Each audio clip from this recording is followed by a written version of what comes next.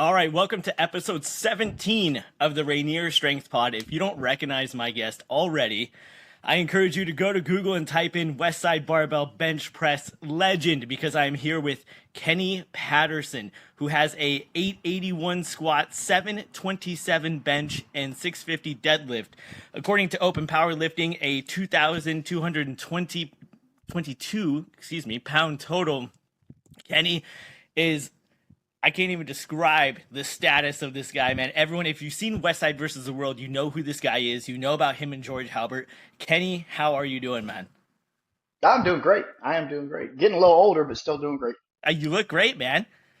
I appreciate it. Yeah, absolutely. So I want to dive right into it. Being a elite bench presser, being someone that was at Westside during what would have been like the peak years, you know, kind of after Dimmel, during the time of like the Vogapols and the the George Halberts. What do you think made that gym so successful? Was it Louie's coaching? Was it just the sheer atmosphere of guys butting heads? It's actually a good question. I think the atmosphere probably drove more than anything, right? But I think when you took a group of guys, and I think our time was a bit unique because the majority of our people in that era were from Central Ohio. You know, as Westside kind of went on, people started moving to Columbus to continue to grow their own, strength within the sport or whatnot. But the Georges and Kennys and Chucks and all, I mean, all of us was within 20, 25 miles of the gym. And so you had a bunch of Central Ohio guys that were just really competitive. And I mean, obviously, Lou was a pioneer because he wasn't afraid to try anything, literally anything. The unfortunate side was we were typically the guinea pigs of him trying stuff.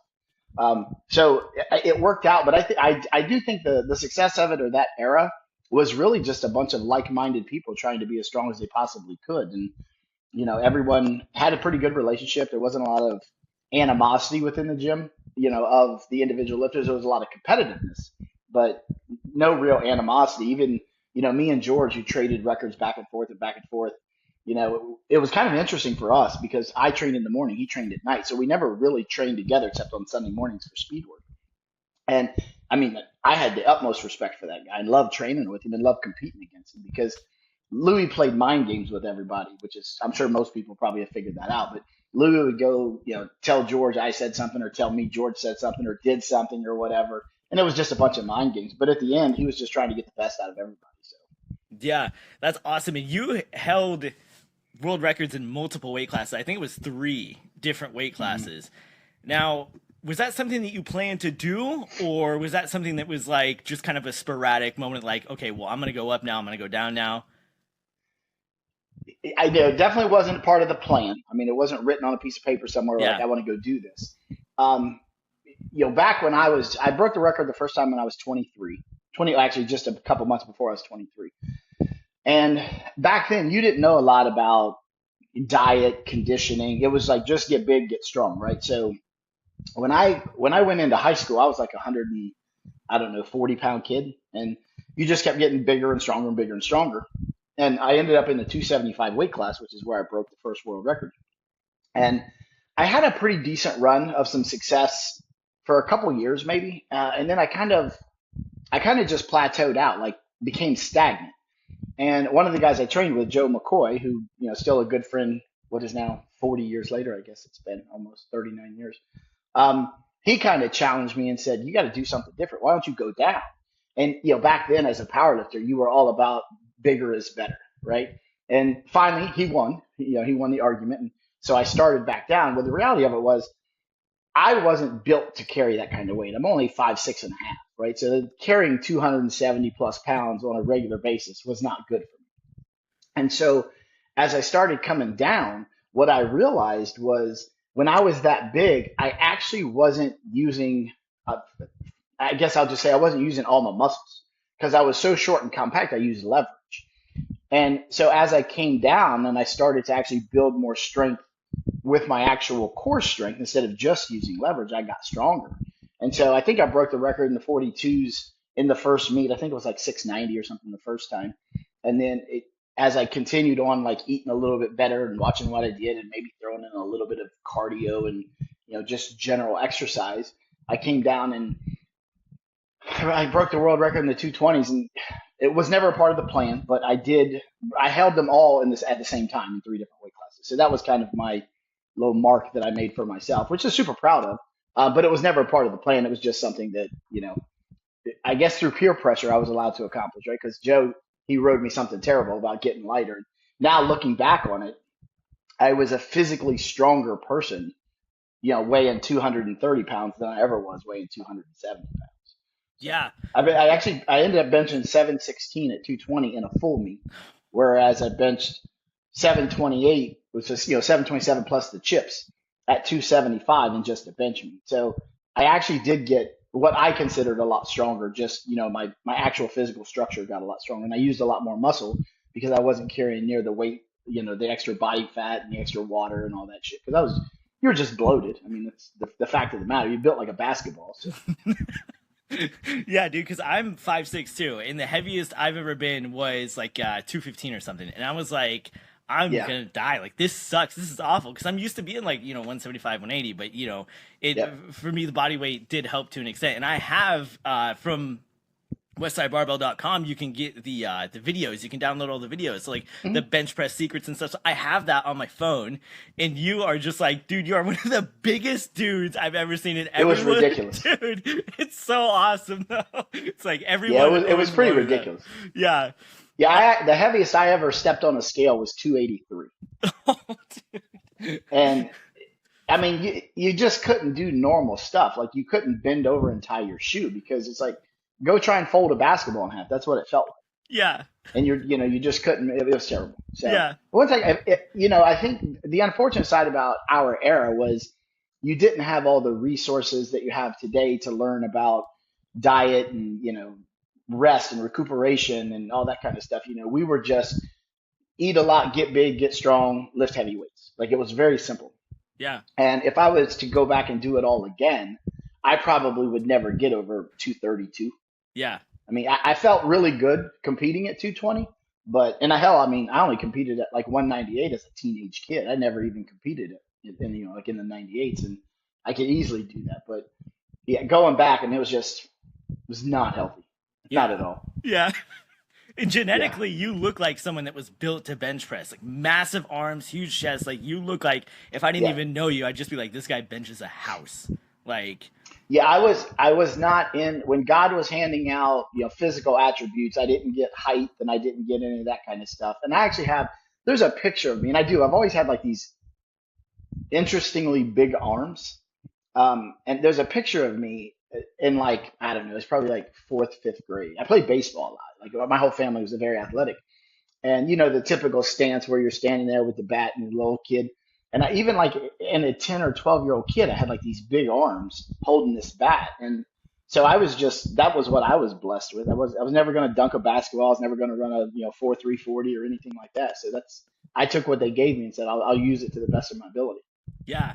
And you still have a lot of people know you for the bench press, obviously, rightfully so, but you have a massive squat too at 881. Was there a conscious effort for you to be like, okay, look, I'm going to focus on the bench press because this is what I like to do? Or were you more like pushed in that direction? Like, hey, Kenny, you're really good at this. No, when I first started, I got my bench took off really quick. And so you become known for that, right? So it's an easy segue to focus on that. And for me, after a couple records and a few years of success, the problem for me was you had three attempts to do something, and if you did great, fine. But if you didn't, that was all you had to focus on. Whereas like the guys in the full meets, you can have a shit day in the bench and still salvage a really good squat or a really good deadlift or even a PR total. Um, and so for me, I always trained all three. I just didn't train them to be competitive. And then finally, I don't even know when it was, probably later 90s, maybe early 2000s when I started focusing. No, it had to be in the late 90s. Um, I started focusing on all three, and I ended up doing it was a 10 times body weight total. And at the time, it was the sixth highest total in the class. So I was actually, I mean, of all the things I accomplished benching, I think the the full power meet at 10 times body weight total for me that was a top five highlight for me because I don't think anyone ever associated me with doing full power. Now my deadlift sucked, but at the end of the day, you're not necessarily going to be, you can be good at all three now because of the equipment's changed so much. But back then, I mean, we didn't train with equipment. I mean, we would put a bench shirt on at the meet. We wouldn't even train in equipment. So that's why it was so hit or miss. You could go in and your training cycle could be fantastic. Your strength is up, and then you bomb out, like because you couldn't get your equipment to work. And I mean, that's probably one of the things that I think we just didn't know. But if we had it to do all over again, I mean, I think the guys in that group were so physically strong. And I'm not in the sport today. I don't compete as a powerlifter. I don't train as a powerlifter. So I'm not close to what they do today. And I think based on what I see, like on social media or just in conversations, the sport's a little bit different than it used to be. And, with the different, levels of equipment, I'll call it, right? And I don't take anything away from the folks using that because everything evolves and people do big numbers. And to be honest with you, the guys climbing under a 1,300-pound bench, to me, are crazy to begin with, right? Like I think about like just your bone holding that up, like it's absurd. So you give them all the credit in the world, but some of the things that I saw during my time in the strength feats that were with probably nothing more than a belt, I would say could still probably rival what anyone could do today, and that's what 20 plus years later. Yeah. And you hear a lot of that. Like I saw a video recently of Michael Irving. They were talking about him, during his tenure with the Cowboys. And they were like, how do you think that you would fare today in today's NFL? And he was like, are you kidding Sure. me? He's like, when I was playing, you were knocking people out. He was like, you guys get flags for just, barely pushing each other. He was like, of course, like Yeah. back in, and it is always the argument of like back in my day. But a lot of times there's a lot of validity to that argument, Mm-hmm. Because what you Yeah, guys were doing.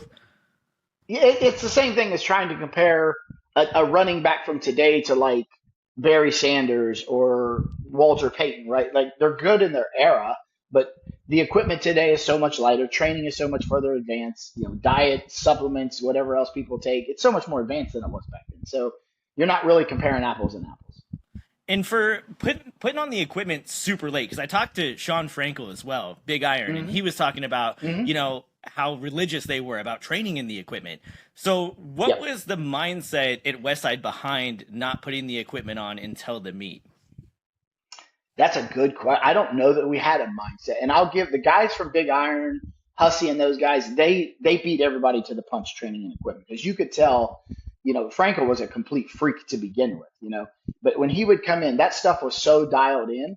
And when you started to see that, you're like, we're missing something here, right? Like, granted, they're physically strong human beings to begin with, but when you take a physically strong human being and put them in equipment they know how to use, and then you take our physically strong human being and they're like a fish out of water. Like you may hit one out of every 6 or 7 where they're hitting 2 out of 3. And so we didn't really have a mindset. I think we were a little bit more old school because of the way I would say Louie trained with the Doug Heese and those guys way back when, back in the 80s before it ever, because there wasn't equipment back then. And so, I was a product of those guys and how they came up. And so you just kind of followed suit. I mean, I saw stuff in our gym that was most people today wouldn't even attempt it. Like you would see like Chuck would do like a 775 low box squat with nothing but a belt on. And, you don't see people even attempt, you see people putting their suits on now at 405. And I get it, right? Because there's an element of staying healthy and not getting injured and all this kind of stuff. But I mean, yeah, we didn't have a mindset. To be honest with you, I don't think we even thought about it. That was our mindset. Like there was people. Unfortunately, I wasn't one of them because I have a little bit of OCD. But there was people that their shirt or suit wouldn't come out of their bag until the next meet. Like it would just smell like death warmed over, and yeah, it was just horrendous, right?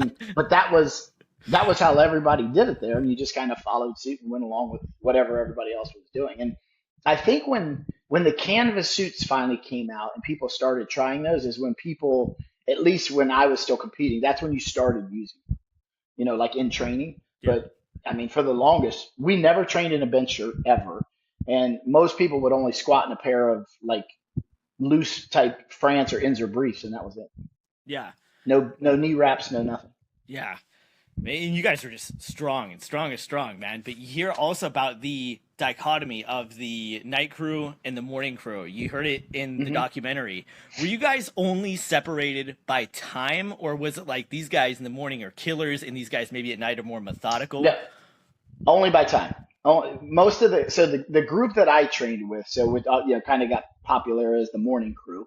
So it was like myself, Dave Tate, Lou, Chuck, Joe McCoy, Todd Brock, a few others that would come and go, but that was kind of the nucleus. But most of us worked afternoon shifts, which is why we trained in the morning.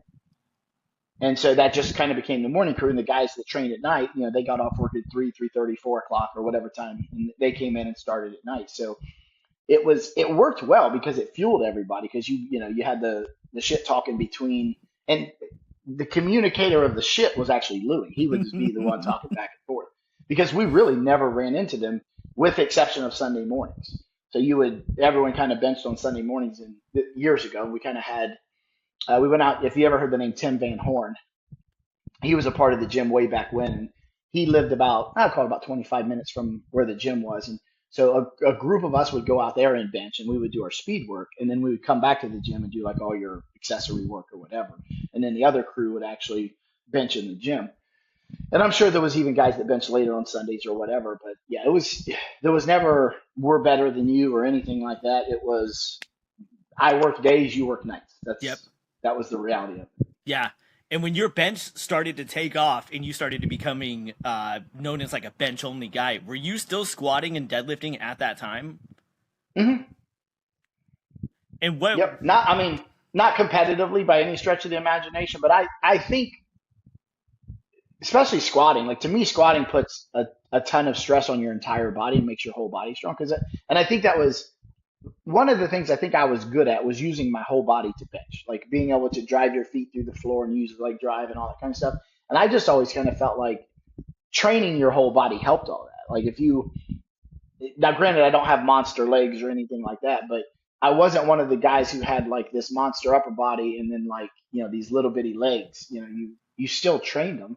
I didn't do it for competitive reasons. Yeah. The other thing was, and I didn't train real heavy because I always was in fear of tearing my shoulders up. Yeah. Carrying the bar on your back, And actually, I'm about October? Yeah, I'm about 6 months removed. I just had this rotator fixed and my bicep tendon. It was all chewed up, so I finally had it fixed 20 years later. Wow. Nice. Yeah. That's the only surgery I've ever had my entire life. So I was pretty blessed to make it through what I did without any kind of real major tears. I mean, there's, some people were tearing stuff off, every 6 or 8 months and having surgeries. I was lucky. Yeah, especially not only with the weights that were being lifted on the platform, but the weights inside the gym. I mean, that's enough to tear anybody in half. Like, to be completely honest. Yeah. Yeah. Not only that, just the stuff you would actually try in the gym. I mean, it would get you're like, what are we doing? But someone had an idea and everybody would try it. And then afterwards, that's the funny thing about Westside. You always hear about all this stuff that we created or someone created or Louie created or whatever. You never hear about the shit they tried that didn't work. Yep. It was just like, but you had to try it. I mean, you had to change what you're doing to make sure that you continue to evolve. Yeah. But yeah, there was some stuff that people tried and had ideas, and you're like, that's not gonna work. Yeah, I think Hoff talked about that. Yeah, in the documentary, and they were like, you would watch the first guy go really timidly, like, oh, and then watch him get fucking obliterated, and you were like, all right, that didn't work. You're like, yeah, I'm a pass on that one. Yeah, I saw a oh, go ahead. No, I was gonna say, I think it was interesting because like some of the things that did work, but they didn't work for everybody. And so, like, if all the stuff you'll read or see or whatever, like Chuck and George both were big proponents of bands and, excessive overload band. And it worked for them to no end. And I could not use that kind of band work to save my life. I couldn't get anything out of it. And so it was just, once you kind of figured out what worked for you, then you could kind of dial it in a little bit better. Yeah, it was a lot of shit that didn't work, trust me. Yeah, and I was going to bring that up because I watched an interview that Matt Wenning did with George Halbert, and he said that one thing that really kind of shot his bench into the stratosphere because his lockout was poor at the time, he used, I forgot if it was like a 4-board or something like that, but just like a ridiculous amount of band tension and like virtually almost sometimes no weight on the bar, and it was just a ton of tension at the severe lockout point. He said that was a huge turning point for him. For you, I know your bench took off fast, but did you have something like that where you incorporated some where you were like a eureka moment? Yeah, probably. So one of the things, and I think Jesse Kellum was the one that showed us when I started doing a lot of floor presses, because I never had trouble locking anything out. If I could get it in that top to that top 3 or 4 inches, I could lock the bar out. Mine was coming off the floor. So where bands helped George because George's his lockout was we'll call it the weakest part of his motion. Mine wasn't. And so I had to focus a little bit more on the bottom and kind of through the transition point. And so when I started doing like board presses and floor presses where, you're doing it from a static position, right? There's no bouncing or whatever. That's what really helped me. And then when we was able to use chains, when chains obviously became really big along the time, probably before bands.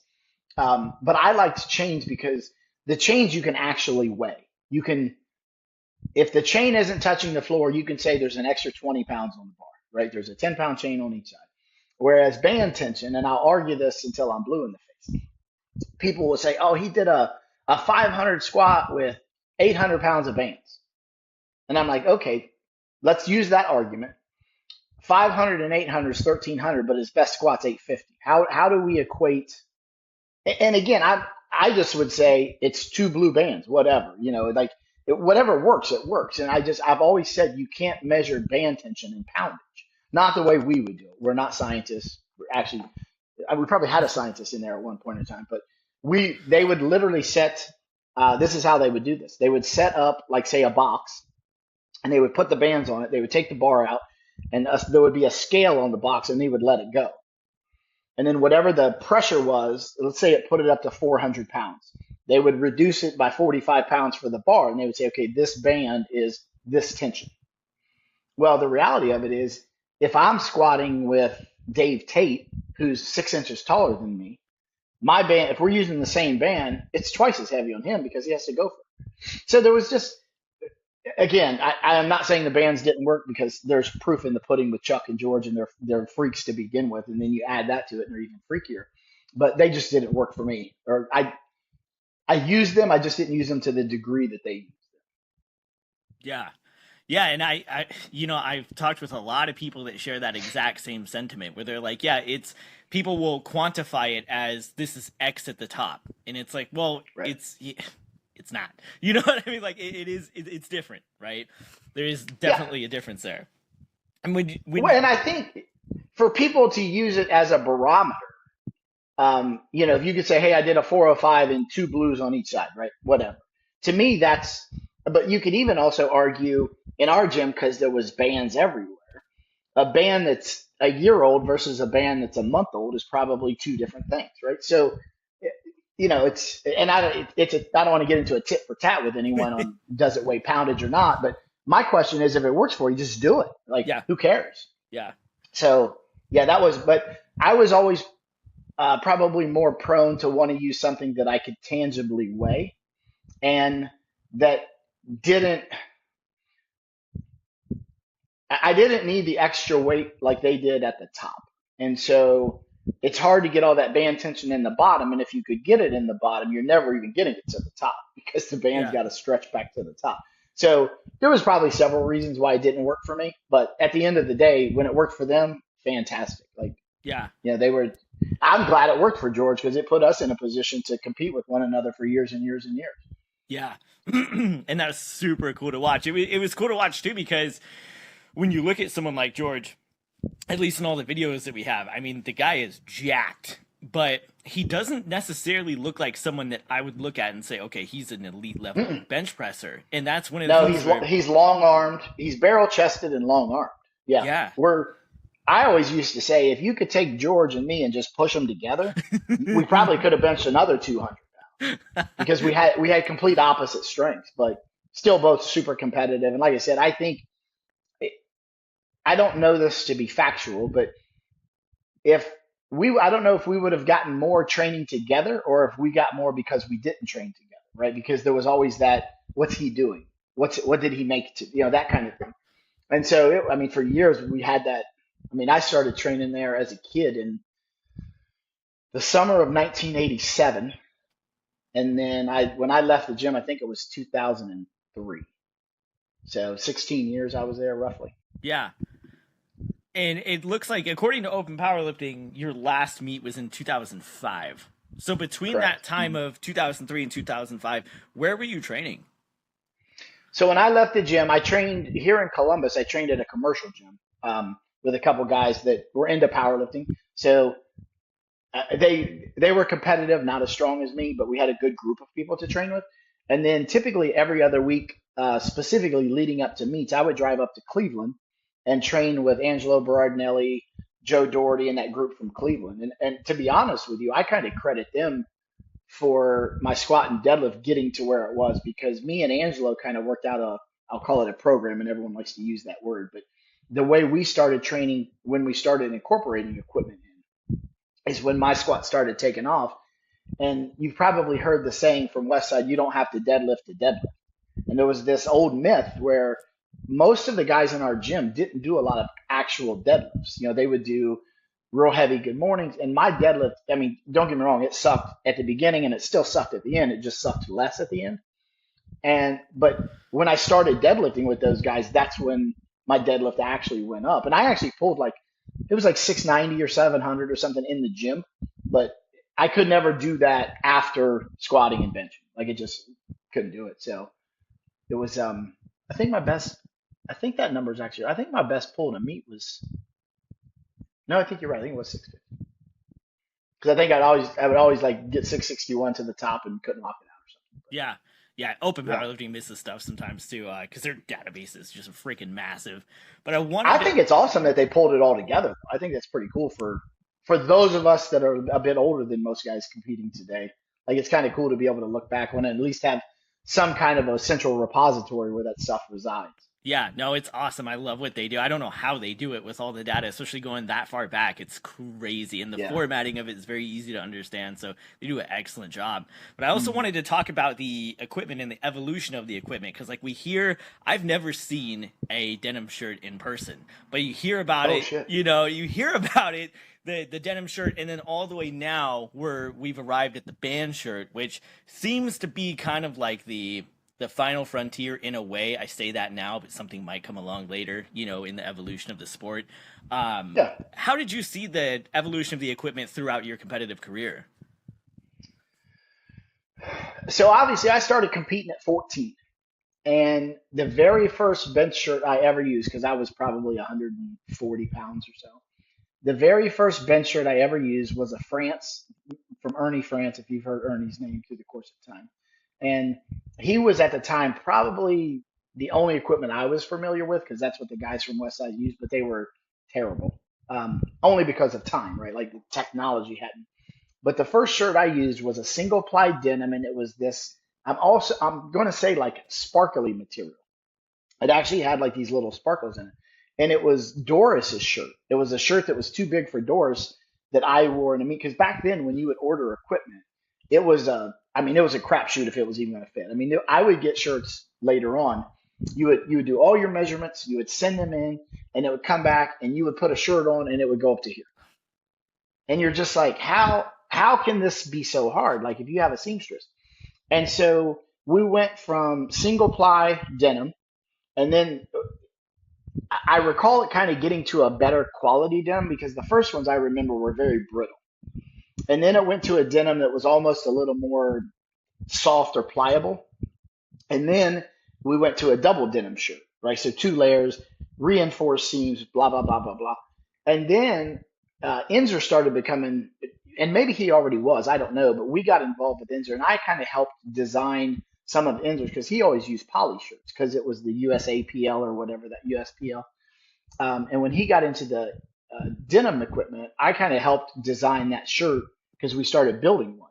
And so he actually became a sponsor of mine, which I was very grateful for because I would just say, "Hey, I need another shirt and I want to try this." And so there was definitely an evolution from, uh, I'll just say, even when I broke the first world record, right? That was just a simple double ply denim shirt that I probably got 40 or 50 pounds out of. Like it was, yeah. And then by the end of it, you would get, I mean, even myself, probably maybe 100 at the time, because I like my best bench at 275 was 728, but my best bench unequipped was 650. So And I actually benched 650 the day after I bombed out of the Arnold Classic because I was pissed off and there was a bunch of people in the gym and I just started working up. And I'm like, I know I had good training cycle and I actually broke a PR in the gym in front of everybody, which kind of redeemed myself a little bit. I think I bombed out with like 661 or 672, and then I come in and do a raw 650, and it was just like, eh. So the equipment, it was just hit or miss. Yeah. But and then I benched 716 at 220, and I think my best bench raw, weighing 230ish was probably, it was just under, it wasn't 600, but it was probably like 585, 590. So you started to get 120ish pounds, but I was never the recipient of these 2, 3, 400 pound carryovers some of these people are getting, right? Like, I mean, and I don't know if I would even crawl under. If I know I can only bench 500, I don't think I'm crawling under. I dropped 661 on my throat, and that was 661, 672 I can't remember what meet it was. I think it was at the Classic, and it went back, and I turned my head, and it kind of hit, and just as it's hitting, they grabbed it, right? And no mark, no nothing. Like they saved me. And so afterwards, the spotters, I went over and thanked them after the bench was over. And it shook the one guy up so much, he said, I can't spot a bench anymore. And I said, well, you're ending on a high note because you saved me from getting killed. Yeah. And so I think about, something goes wrong with these guys holding 9,000, 900, 1,000, 1,100. Like it could go tragically wrong. But kudos to them for having the kahunas to get up under it, Yeah. Like seriously. that's pretty ballsy. Yeah. So, But I think, and the same thing for suits, right? I remember, because I wasn't super competitive in the squat, but I remember watching Chuck and those guys squat in a single ply France poly suit, and then it worked its way to multiply, the white diaper suits that we call them, or canvas suits, And so, but yeah, you just had to figure them out as you went. But there was a good evolution in that 15 years. Yeah. Yeah. And it seems like a lot of the, excuse me, a lot of the single ply stuff and some of the multiply stuff that's around still today were what some of the people back then were using, and some of the people like in the early 2000s, like, you see Kennelly in a Rage X, and things like that. You can still get that product. So, like, you're still using the same things, like, or Blaine Sumner with like the Katana, you can still use that same product. So there is some things where you can be like, okay, now we're kind of comparing apples to apples here, because it's hard because you can't. We're in a sport where comparison is the thing. There is a winner and there is a loser. So it's like, it's hard not to compare that. And people always say, well, it's dumb to compare eras. Well, I think it's fun, But also, man, it says with your last meet being in 2005, you walked away at 32 years old, which some people would say where you're just starting to enter kind of like the prime of your strength. Was that something that you did because you were done with the sport, or was it life decisions that took you away from powerlifting? Well, that's a good question. I think a little bit of both. So I tore both rotators in the early 2000s. And I remember going to the doctor, and I had a friend that worked at the Cleveland Clinic, and he worked in the shoulder specialist doctor for the Cleveland Browns. So I had an MRI done, and I went up there, and this is when I was real big. And he took the films. I went up with my films, and they got me in to see him. And that's back when things weren't digital, right? You stuck the film up on the lighted glass or whatever. And he sticks it up on there, and he goes, well, I got good news and I got bad news. And I said, oh, yeah, what's that? And I said, well, give me the bad news first. And he goes, your shoulder looks like shit. And I said, okay, well, what's the good news? And he goes, well, it should with what you do. And so Tim, who worked in the office, was a physical therapist. And the doctor said, I'll schedule surgery for 10 weeks. He said, but work with Tim and do all your therapy stuff and get back. And he said, I'd be willing to bet you're not going to need surgery. And so I competed for about 4.5 more years on 2 torn rotators. And I think what happened over time when I started squatting and competitively squatting, because that's when it took off, always carrying that bar just deteriorated my shoulders. And I think because at the time, sometimes I would train out at Dave Tate's place, and you would come in and 405, 500 would feel super light, and then the next week, like 2.25 would feel like it's going to kill you. And I think I got really frustrated with the injury part of it, and so that was one of the driving factors. And then in my personal life, my personal career continued to take off, where it was harder to devote the time and energy that it took and back then, I know times are different today with social media and all this other stuff where people have avenues of generating revenue. So for us, your generation of revenue was work. And so if I'm going to go make another $20,000 doing this job, I can't pass that up because, we spent more money to powerlift than we ever was going to make. And so I kind of was like, okay, well, how do I do this? And it just started shifting. And then at the time, I just finally said, I think I'm done. It just kind of walked away and focused on other things. But I think it's Dave Tate, and I don't want to misquote him, so I'm going to kind of paraphrase. But he said, everything you need to know about life you can learn in the gym. And so for me, I took everything that I learned in all those years and then said, I'm going to go apply it to real life now instead of just the sport part of life. So all of the mental fortitude and dedication and tenacity you have, just go apply it somewhere else and you'll be successful again. And so that's kind of how I elected to do it. Yeah. And I didn't want to be the guy who just hung on and always, to me, it's like, it's like the quarterback who tries to hang on for a couple extra years. And then next thing you know, you can't throw a touchdown pass. And I mean, I didn't want to be him, right? So I just kind of wanted to leave on a high note, and I didn't feel like I had anything left to prove.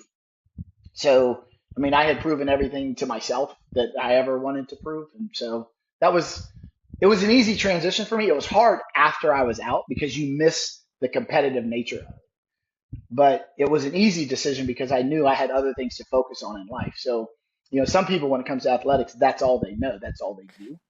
And, for me, I was very fortunate because I had good mentors in my career. I had a career that had an upward trajectory.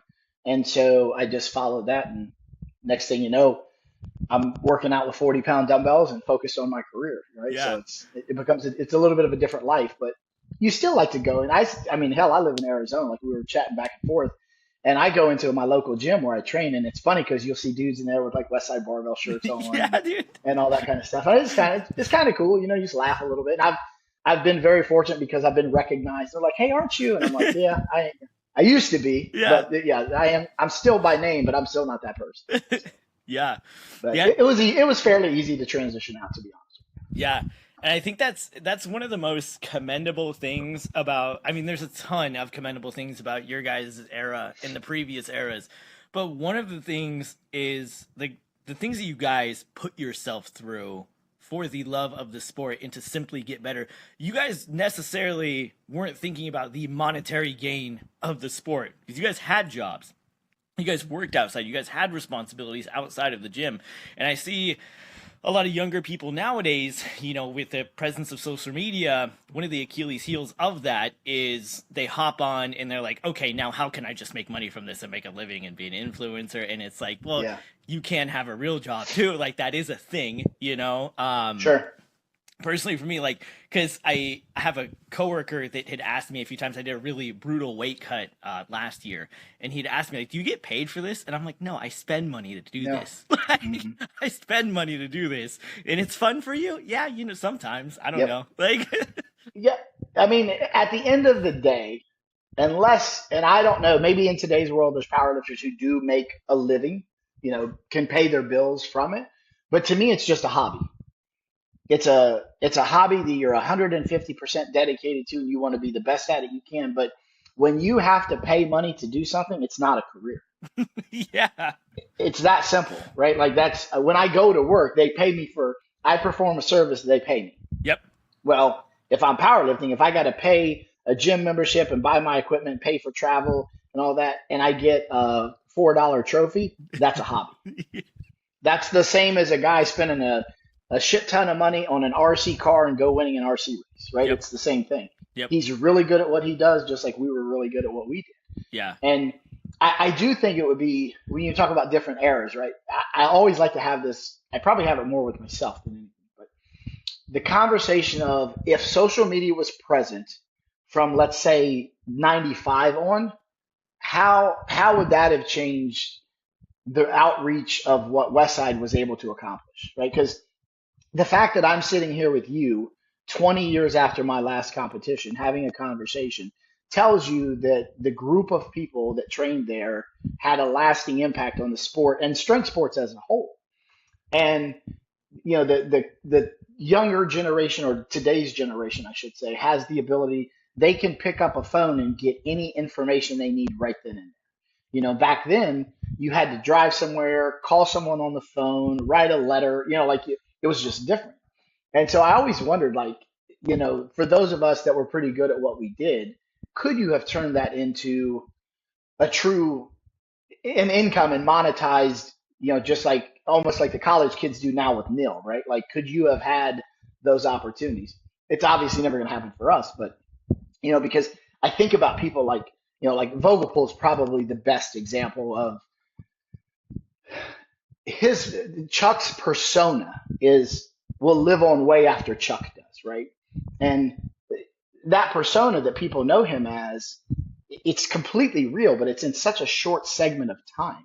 Like when you're sitting there just talking to him about training, he don't have fire coming out of his eyes, right? And so it's really this kind of a little bit of a misconception. And so, yeah, I just think it would be cool to be able to time travel and say, okay, let's take this social media stuff back 20 or 30 years and see what would have happened. But I'm good with the way it turned out. I'm not complaining at all. Yeah.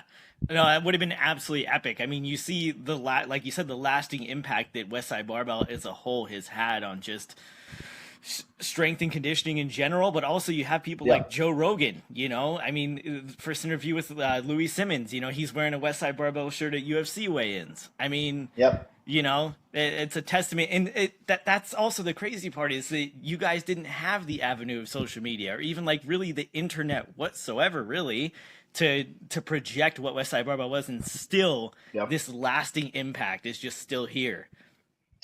Yeah, I've always kind of equated it to like the UFC. So if you remember when the UFC started, it was very cult, and then it became a global phenomenon. And not that powerlifting is anything like the UFC in comparison, but if you had those avenues to reach other places, how big could it have been? I think the problem with powerlifting is the equipment. I think until you could come to a standardized level of equipment, there was never, because so when I was done, myself and Bill Carpenter, who was a guy I competed with a lot, against, and a good friend, lives in Iowa. Me and him started the UPA, which is United Powerlifting Association, because back then there was the APF, which was kind of floundering. There was the WPO, which people were getting aggravated with for whatever reason, and then you had the what was the one out of York, PA, the IPA. And so some people would say this judging's too strict, this judging's too loose, yada yada yada, right? And so we was like, well, let's try and create something that's more of a happy medium. So we did, and to this day, Bill still runs meets. He has state chairman all over the place, and so what happened was same with we were talking about earlier. My career continued to progress, and I didn't have the time to put into it. And Bill did because of unfortunate circumstances back during when the economy tanked. I think where he worked, I think they did away with some roles or whatnot. So he had the time, effort, and energy to focus on it. He still does it today as a full-time career.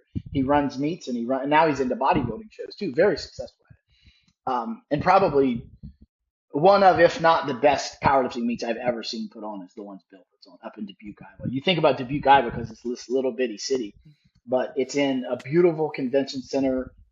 I mean, he has sponsors. There's like new car dealerships to sponsor. It's pretty cool, actually. Yeah. But when you think about, well, if he could do that in Dubuque, Iowa, if you would have had the resources that social media and the internet provides back then, what could it have been? Could you have had venues where you had 5 or 8 or 10,000 people watching a meet? But I think the interesting thing, and I've had this discussion with many people, the thing about powerlifting versus like a bodybuilding, a lot of people, and how old are you? 32. 32. Okay. So turn back the hands of time 20 years, right? So you're 12 and you walk into a gym and you see us benching 500, 600, 700 pounds. You're going to have like an oh shit moment, right? The problem with powerlifting is the average person can never visualize themselves doing what a powerlifter is doing because it's typically so far fetched, right? And I've ran into this thousands of times, just like I'm sure everyone that I've trained with and competed with did. If someone says, "Well, what was your best bench?" and I tell them, they never believe me. They just because they can't wrap their mind around it. Just like I can't wrap my mind around, running a 4.240. Like I'm like, that I can't do that. And so with bodybuilding is a marketable sport because you can say, I drink this shake and I eat this food and I do this and I diet and I can look like this. And people can say, oh, well, I can eat that. I can drink that. I can diet. So I may look like that. Most people can't ever say, well, yeah, I'm willing to put 900 pounds on my back and try and squat down. And so that's the thing about powerlifting that I always wondered, could you do it in such a way where you could gain traction from the general population? And I think the answer is yes. I think you would have to spend money to do it. You would have to get considerable buy-in, but you would have to have the first thing you have to have is fair judging and equal equipment, some level of equal platform where everyone has to wear the. And even the UPA, we used to do. We would check people's equipment. If we said because at the time you could only use multi-ply, you had to bring your equipment in and we checked the plies, right? Like because we wanted people to be fairly treated on the platform. It was important for us to always have like in the warm up room, all the bars in the warm up room were the same bar that was on the platform. So you tried to give the lifters a better atmosphere to warm up under, to compete under, and so it was it could be done. The other part of it is it's such a drawn out sport. Like I remember going, it was a WPO meet, and we were in Orlando, Florida, and the meet started at whatever meets typically start at, like 9 a.m., 10 a.m., whatever. And I think the last deadlift got pulled the next morning at like 3:30 in the morning or 2:30 in the morning. It was just like, how do you market that? Yeah. So yeah, I just don't know. Yeah. And I agree with you. I think that they kind of being able to like compartmentalize the sport a bit, kind of like pro wrestling back in the day. Pro wrestling had territories everywhere. And it was just like, okay, this is the Northwest Territory, you got your South Territory. And then Vince McMahon Jr. came along and after his father passed away, inherited all that, was like, nah, this is what I'm doing. I'm taking over everything and that's it. And you had like ECW, WCW, you had some people that were coming to challenge the throne, but at the end of the day, WWE was the one that walked away and they were like, this is Sure. what pro wrestling is. So this is, and with powerlifting, it's like, okay, well, you have like the IPF, the APA, the WPO, the USAPL, the USPA, the fucking abs. I mean, it's so much. And then as a newcomer, you might find yourself looking at the sport saying, okay, what is powerlifting though? Because there's this over here, there's this over here. So yeah. And usually all those different federations, and we did it, so I'm not placing blame, but they're spin-offs because people got pissed off about something. So they start their own, and it's such a small niche sport.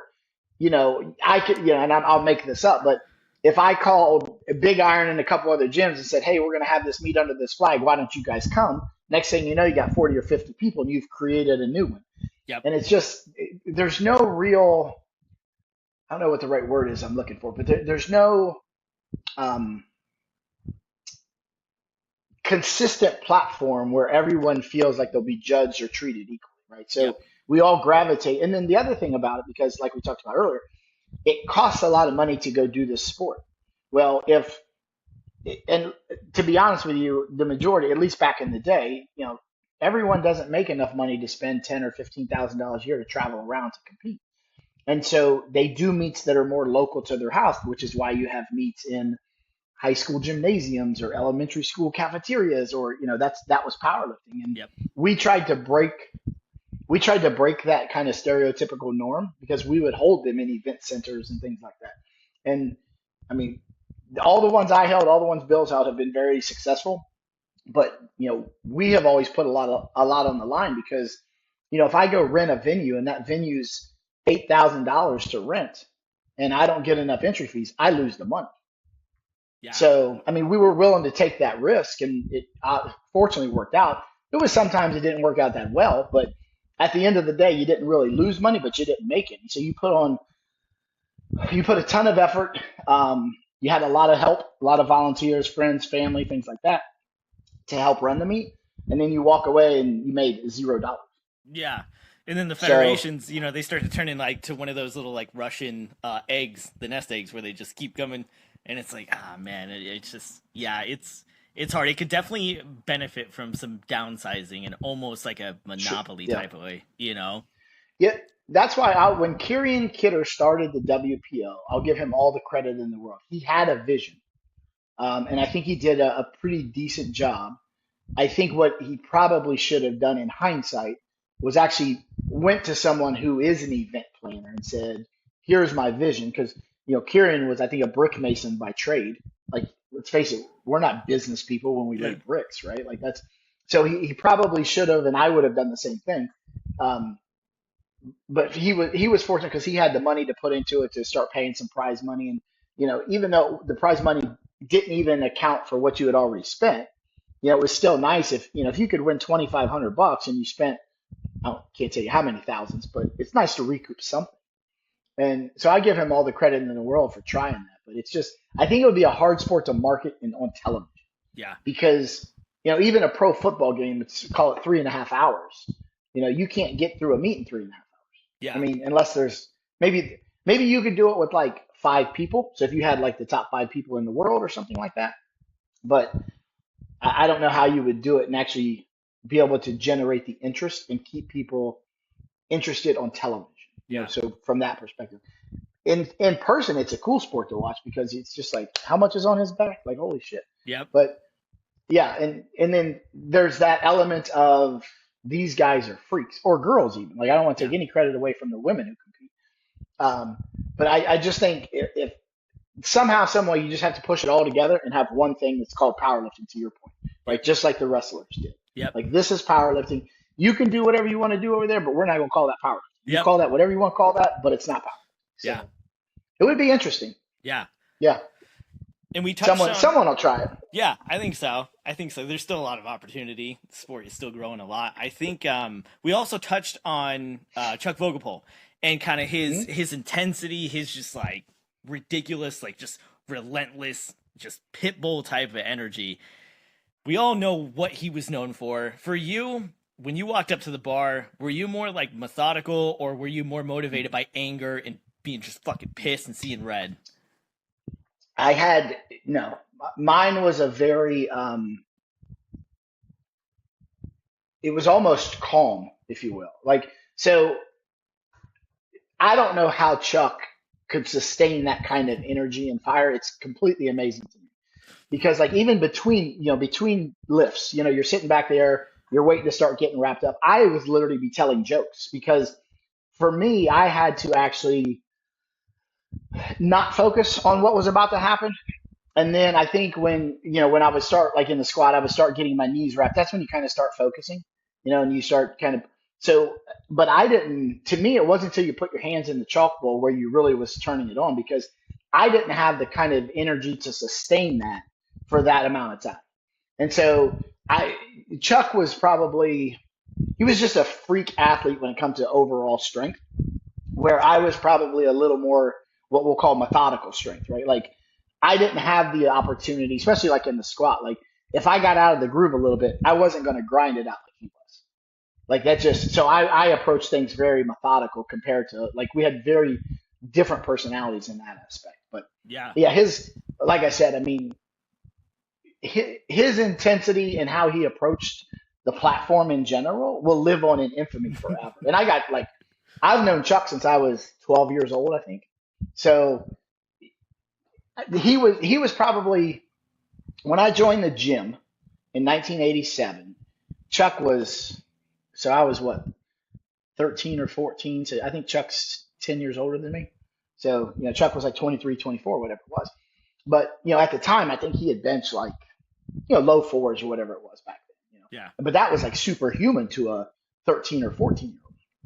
And so like Chuck, Gino Cardi, Mark Marinelli, Louie, Dimmel, all those guys, those were the guys I looked up to because that's who I came into the gym like, holy crap, these dudes are like freaks. Yeah. And then it wasn't so long, at least in the bench, that when you got to the point where you were passing those folks that you looked up to, that's kind of like when you figured you had made it a little bit.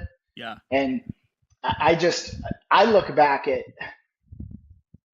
paying homage to all the people that came before me. And that's, when I was fortunate because I did know Doug Heath and Laura Dodd and Mariah Liggett and all those people that were in the 80s and whatnot that forged the path for us. If you ask someone now, you see someone with a Westside Barbell shirt, hypothetical, and you say, who's Doug Heath? They have no concept who Doug Heath is because it's just a T-shirt. It's on the internet. So to me, I look back at even the lifters that weren't in Westside, that came before me, the Ed Cohens and Steve Goggins and Scott Warman and all those guys that you looked up to. And then as you started coming up, they were still competing, but you start catching up to them a little bit, right? That's the barometer of success is, you're not going to beat them, obviously. Maybe in certain lifts you'll beat them, but as a total, you're never going to beat those guys. But Yeah. to me, that was the barometer of like, where are you at? And then the other part for me was the longevity of someone's career. Because for me in this sport, it's easy to come in as a really, really good, strong athlete and make a ton of progress and even maybe break a world record or something in 2 or 3 years. But then when you're gone again, like, I don't know, I look at it as like the recording artist with the one hit wonders, right? Like you did one thing and you left. But Yeah. so, yeah, that's why people like Louie and Chuck and myself and George, when you look back, I mean, I benched over 700 in competition 10 consecutive years in a row. And now maybe that's probably more feasible today with equipment and knowledge, but when you started it in 1995 and did it through 2005, like Yeah. that back then was kind of unheard of. And those guys who compete, and even Chuck, he stayed around even longer Yeah. and still competed at a very high level. Yeah. Louis squats 900 when he's 50. Like, Yeah. it doesn't make like I actually think about that. To me and Dave Tate, last time I was back in Columbus, we were talking about that. And I'll be 53 next month. And I think about there's zero chance in hell that I would even think about putting 900 pounds on my back in today's world, right? Yeah. And so when you think about that, because hell, back then I was like 30 when you done that. I think, and you're just like, holy cow. You think about it today, you're like, it's a whole different thought process about what he did. Yeah. So Yeah. yeah, I mean, there's a lot of guys, and sometimes these conversations they get very I don't know what the right word is, but we focus on like this small group of people, right? And there's so many people that even in Westside that played such an important role in people's success, like mine and George's and Chuck's, and and the guys that were your training partners that they're not as strong as you, but they're every day training with you, supporting you, helping you, So it's to me, and you can probably tell me, I hear a lot of times now powerlifting they don't train like we trained in groups, right? A lot of people, their training partner is a camera. And so they're in their garage and that's fine and dandy, don't get me wrong, but I don't think I can tell you I wouldn't have, and I'll speak for Chuck and George and those guys. They wouldn't have done what they did if their training partner was a camera. It's everyone that fueled that fire to continue to be better. To me, I mean, it'd be like going out playing a football game by yourself against, like you need the other 10 people. Yeah. That's how the sport is. And those guys and girls that were in the gym continuing to push you and drive you and support you, like, it was a true team in my opinion. I mean, Yeah. I don't want to speak for everybody else, but I viewed it that way. Yeah.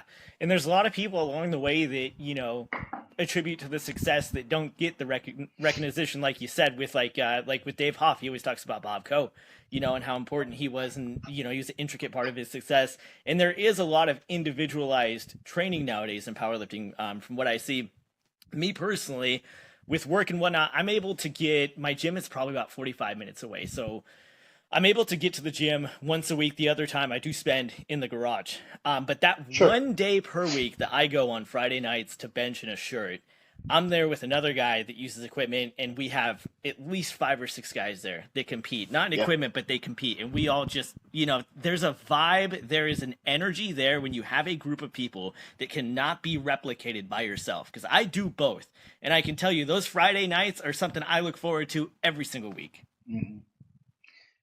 So I'm glad you brought up Dave Hoff and Bob Coe, because Bob Coe is probably the epitome of what I was talking about. So Dave Hoff came years after I did, right? Like I don't know when his first big meets were, but it was after I think I was even done, right? So maybe 2010, I don't know. But Bob Coe was actually my handler back in 1995 when I broke the world record the first time. So, and I remember this plain as day because Bob was about 6'5" ish, super tall guy, and I was very, very claustrophobic. And the reason Bob was so instrumental for me was you didn't have open back shirts. So you had to put your arms together and get through it. And I would literally tell Bob, if my head doesn't get through and out within like a split second, it's got to come off. And we had developed kind of a little process where, and he was the only one we had that was that tall, and he would get my head through it. And as long as I could get my head out and breathe, that was good. But I mean, every meet we went to for years, he was there helping. Like he was the epitome of the consummate teammate. Like he was, and he was another one. Unfortunately, I mean, he was a strong dude, but unfortunately, he would always have injuries, right? Like so, Yeah. he never, tearing biceps and everything else. But and then it was cool to see, like for me in the mid '90s, and he's still that. I mean, that's a part of his life that will never go away. And he's helping Dave Hoff do incredible things.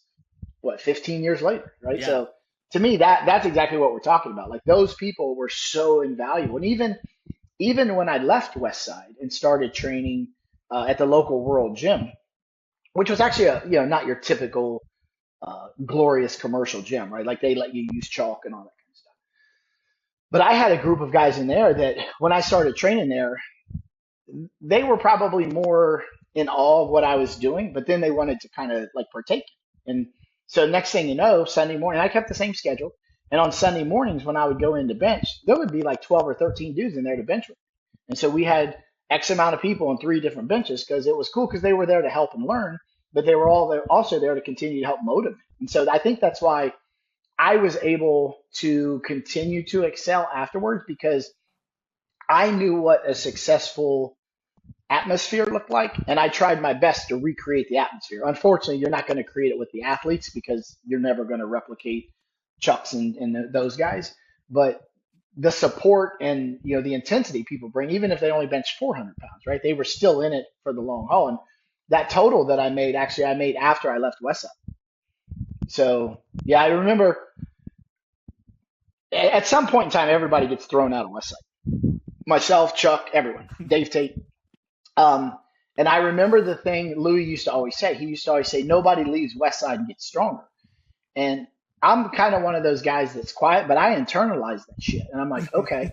And so when I did a 10-time body weight total, not training there, and that was better than anything I had done there. Now, that's not to say I wouldn't have done it at Westside, but that's to say you can get stronger. And so for me, it's the atmosphere that builds all of that kind of competitive drive and success. And because I don't know, I couldn't have done it by myself. There's zero chance in hell I would have done it. Yeah. Like there's I can't even imagine people doing it. Yeah. Yeah, you hear that no one leaves Westside get stronger. Matt Wenning, another person that took that very personally, went out and then was like, I'm going to go beat them at their own meets and take Louie's money. That's what I'm going to do. I think also the spirit of resilience that was in Westside. I have a Powerlifting USA magazine over here that has an article about Matt Dimmel, about him tearing his patella tendons and then going in for surgery. And after they reattach them, like either the next night or the night of, he had cramps that were so severe that they retore and he had to be rushed back into emergency surgery. And then he came back, I think it was 2.5 years later, something like that, and squatted a grand again. And who does that? I mean, it takes a special human being, that's for sure. Yeah. But I think that was probably in Westside, that was actually probably more commonplace than you can remember, right? Yeah. Like I mean, people would get injured, they would push through it. And I think that's part of maybe somewhat of the downfall of some of us, right? You would continue to try and push through it when reality says, if we would have known better, we actually would have took time off. We would have rehabilitated. We would have, but back then it was that old football mentality, like just rub some dirt on it and get back in the game. Yep. And it may have worked after a while, but you were never the same. So yeah. But I do agree. So going back to what you said about Matt Wenning, great point, great lifter. But all of that drive and desire and fuel still came from Westside. Yep. So it's because you come in and you know what it's like. And Matt's been very successful leaving and having his own gym and doing all the stuff that he's done and the totals he's put up. But when you come through those doors and it kind of fuels you to say, this is what great looks like. But Yep. that doesn't mean you can't replicate great somewhere else. I think what you have to do is you have to take away what you learned at Westside and how people became great there, Yeah. and then you can take it and go on. I mean, let's face it. I mean, Westside hasn't been the same for many years, and other gyms are putting up huge numbers, and other lifters are putting up huge numbers, and Yeah. so yeah, it's interesting to think about how it's changed, and ever even since Louie's passing, I know the gym I don't think probably operates much like it did before, or even if I mean I know the doors are still open because Tom still does things with sales and videos and all that kind of Yeah. stuff, and I give them all the credit in the world too because I don't know what year it was when they started like branching out into fighters and sprinters and all the other stuff that they helped train. I mean that was genius really when you think about it. Yeah. But from a powerlifting perspective, I don't actually know that I would have wanted to. I don't know that I would have want to hold on much longer than I did. I don't know if there was anything left for me. Yeah. Um, so Yeah, and there was a lot of yeah. legitimate, like, great fighters that walked through those doors too. Kevin Randleman, Matt Oh yeah. Brown. I mean, dude. Yep. Yeah. Yeah. There's the thing that so I have a couple of pet peeves when it comes to West Side, and not West Side the gym, but some of the stereotypes and stigmas and things that are attached to it. So the first thing is, like I said early on, all of us guys that I trained with were from Central Ohio, right? And so at some point in time, and I understand people want to move there and be strong and all that, and I wasn't a fan of, if a guy moves in from Minnesota and 6 months in he breaks a world record. We didn't create that. That guy came strong as hell already. We fine tuned it. He fine tuned it and became a world record holder, right? I didn't like the fact that, to me, Chuck, myself, Joe McCoy, those guys, George Halbert, those guys were bred from Westside Barbell. I mean, fuck, I was 14 years old when I walked through the door. Like that's the epitome of you raise this child into this thing. Um, so that's the one thing when people started moving in, I understand why they wanted to. I didn't like Westside taking credit for someone who was already very, very strong. Um, but they did, and they were there when they did it, so that was fine. The other thing was you mentioned the documentary, and every time I talk to people, I always have this conversation because I think the documentary was done fantastically. I think Michael did a great job. I think the way it talked about the evolution was cool. The thing that I didn't like was they had this portrayal of everything was kind of, I don't know what the right word is I'm looking for. Barbaric and ghetto and thuggish, for lack of a better word. Yeah. And I always tell people I get it because kind of sex sells, right? Like people want those outlandish stories, and and the thing that like our group, and I can only speak for our group, but like myself, Joe McCoy, Todd Brock, Dave Tate, Chuck Vogelpool, we all still to this day work in the same environments we worked in the late 90s. So to me, a lot of the success was from the stability people had in their lives. It wasn't, we didn't move to Columbus and be bounce at a titty bar and become successful, right? Like, and most of those guys that moved in, not all, but most didn't make it. And so to me, I've always been a big advocate of you're going to be as successful as the people you put around you. And that includes your friends, your family, that kind of stuff, right? And so the people who came in and moved in, and I understand I would have probably done the same thing if there was somewhere I could have moved to, right? But the reality of it is our group of people did people have had some outlandish moments. There was some stuff that happened probably shouldn't have happened in life at a bar or whatever. But the reality of it is all those people were very down to earth, hardworking, middle class people that just worked really hard. They worked really hard in their career. They worked hard in their relationships. They worked hard at powerlifting, right? And so they were successful in all of those different aspects, right? They weren't just thugs. And that was a little bit, I would, I'm sure you've seen these. like athletes. They'll have like where are they now type thing. Um, that would be cool to see like what people do after their careers because like what people don't like Mariah Liggett was a PhD. Dr. Dave was like I think he was like a brain surgeon. Like we had people in that gym that were phenomenal human beings, not just lifters. And I think that gets, I get it. Like you're trying to sell the show, right? Like, Yeah. so you do whatever's going to sell. I totally respect that. But I wish there would have been a little more put onto the people as people versus just these outlandish moments. Because I've seen and been a part of some of those outlandish moments, right?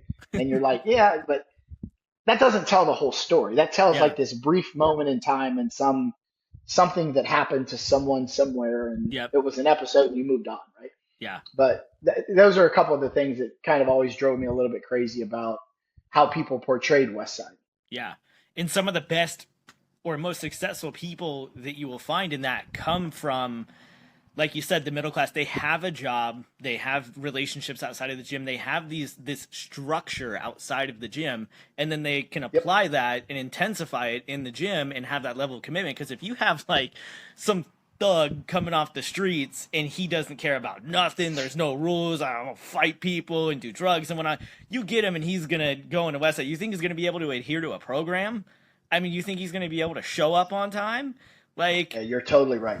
you know? So it's like, It doesn't happen.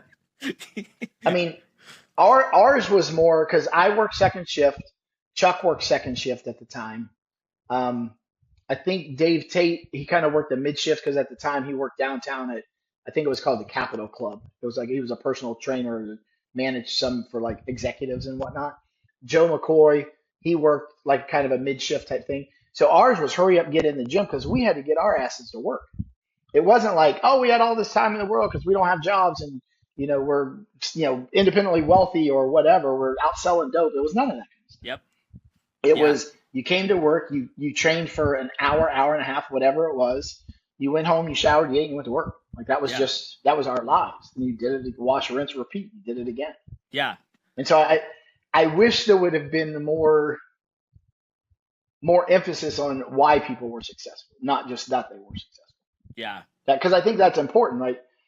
When you think about like, well, we'll completely change the subject, like pro sports, right? mm, So look how many athletes they're given millions of dollars, they have all this success, but they still go out and get in trouble. Why? Because there's no structure in their life.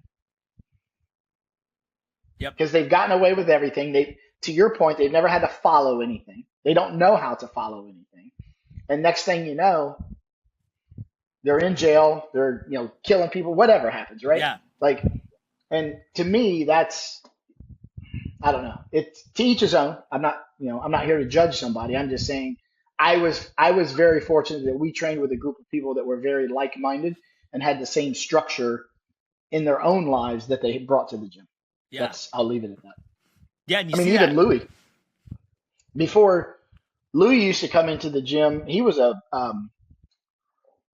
crane operator.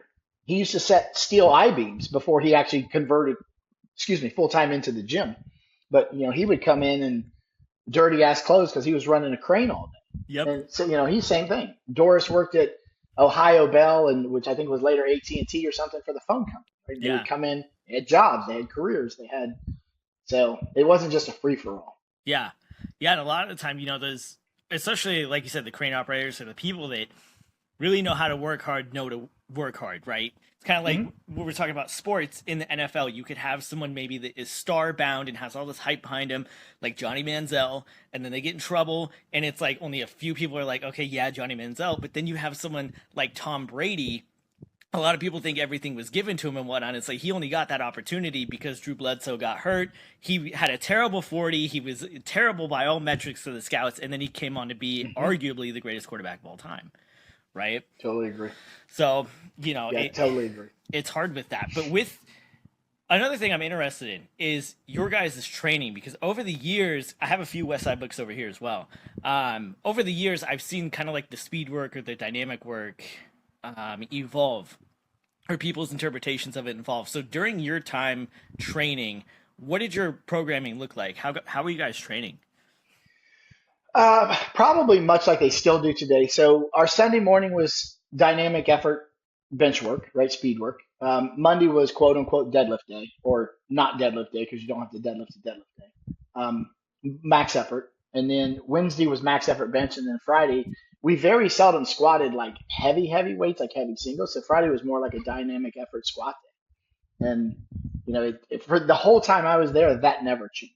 Yeah. Some of the exercises changed.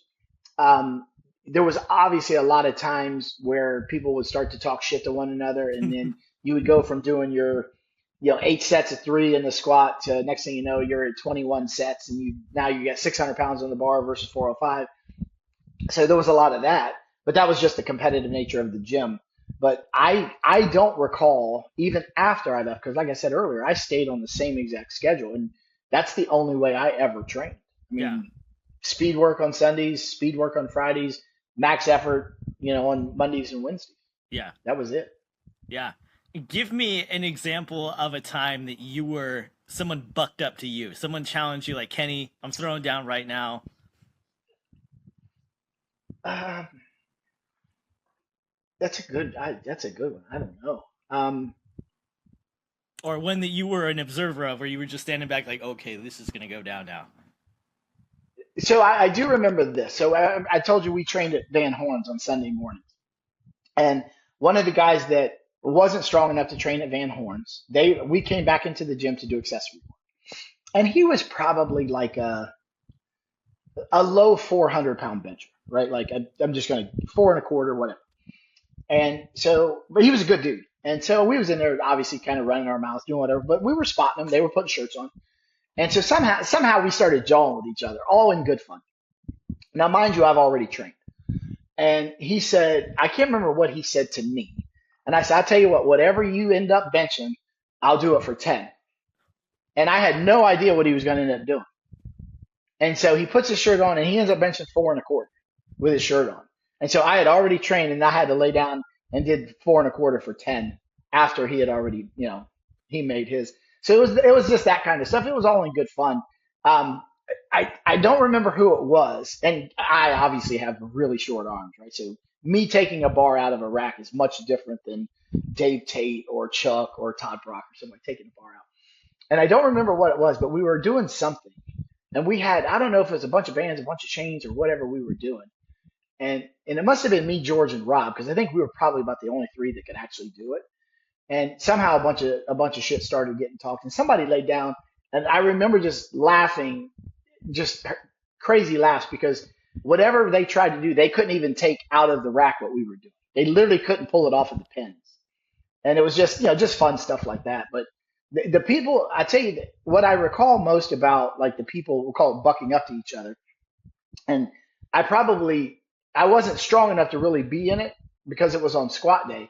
But like Chuck and Dave Tate and Lou, they would get into these massive make shit up contests, for the lack of a better, and the next thing you know, it's like, add a plate, we're doing sets, pull out a board, and Chuck would ultimately win. I mean, because he was just stronger than everybody. But the funny part was like Dave Tate would always go along with it. And have you ever met Dave Tate? No, unfortunately. Dude, he's one you got to call. Like Dave Tate is genuinely one of the funniest fucking people I've ever met in my life. But he had an alternate personality in the gym, Zippy. So he would turn into this Zippy, and he was like erratic as hell, and he would get ballistic. And it was funny because like you would watch it and you're like, Dave, you're getting baited into this, But he would go right along with it. But it was fun as hell to watch. I mean, but there was always that. And there was people talking crap. Money would be in the chalk bowl. They're betting on who could do this, who can do that. Not tons of money, but it was just always probably more so in good fun. Yeah. But I think that drove the competitiveness too, right? Like, because you couldn't back down. You had to at least try. Yep. So, yeah, I think maybe I didn't get called out as much on bench day, because the person who would have called me out would probably have been George, but he was in nights. Yep. And other than when obviously Rob Fuzzer was extremely strong, but no one else could really call you out for anything. And I wasn't strong enough to get called out in the deadlift. Like I was typically changing everybody else's plates is what I was doing. Like that was my job. Yeah. On deadlift day. I'm not. So, but there was definitely a lot of competitiveness in there, and it would just be random. So they would make up exercises. Like you have to do a bend over, good morning, into a squat, into, and you're just like, you just made that up. Yeah, but I'm the But they best would do at it. it. Yeah. Yeah, yeah, yeah. I won. That's all that mattered was you won. So yeah, there was some good times in there for sure. Like Yeah. it was good. The funniest was when people would always come into the gym. We had a lot of visitors, and you've probably heard the stories about Demorest Road, right? The gym on Demorest. And we were on Demorest twice. The first one was when it was open to the public. The second one was when like things really took off. And it was only 800 square foot. It was in a little strip mall. We had the front windows tinted, and so people couldn't look in during the day. But then you realize at night. So then we actually spray painted the inside of the tent and it looked like ass because the paint would run, whatever. And it was just a little grungy place. But everything you needed. But then you would get all these strength coaches that would come in, and I mean, 800 square foot, and there's 6 or 8 of us in there already trying to train in a gym with too much equipment in this little space. And then you add 6 more people, and people are sitting on dumbbell racks and everywhere else. But like I used to try and the guys who would come in that like the strength coach people, I would try and razz them into doing stuff like with us, and they would always back out. Like back then, I was probably not as subdued as I am today. I probably talked a little more shit back then than I do today. But like, yeah, we had just good times. I mean, there was a couple times where we had a couple guys got into some fisticuffs during the gym. You know, we were doing our speed work, and so we kind of had a rotation, right? It was the guy who, you know, when you came off the bench, you went to this side of the spot, and then it kind of worked its way around, and literally they're literally fighting behind us, and like the rotation never stopped. Like they're just like, all right, well, it'll end in a minute, you know. Yeah. And we knew who was going to win, so it was like, but little stuff like that. Nothing major. I mean, it was over quickly, but Yeah. yeah, that was just, you had a couple people in there that we probably shouldn't have had in there, but Yeah. for the most part, it was one of the best times ever in my life, ever. Yeah. And I genuinely think, like I said earlier, I mean, I look back at all the people I was so fortunate to train with, and the success they had bred into the success that everyone else had, right? Like, so you fueled everybody. But when I left, I just kind of said, everything I've learned here, I just have to take that and go apply it somewhere else. Yeah. Because it was literally, it was the recipe for success. Like, so when you think about the intangibles, right? Like hard work, dedication, tenacity, drive, camaraderie, teamwork, all those things, like you can go take that and put that in any business and be successful, right? Like, and you know, there's even role plays, right? Like I knew when I came in on Monday, I knew like I wasn't picking what exercise we did on deadlift day. I was just doing whatever they told me to do. And then typically I had to change weights for people.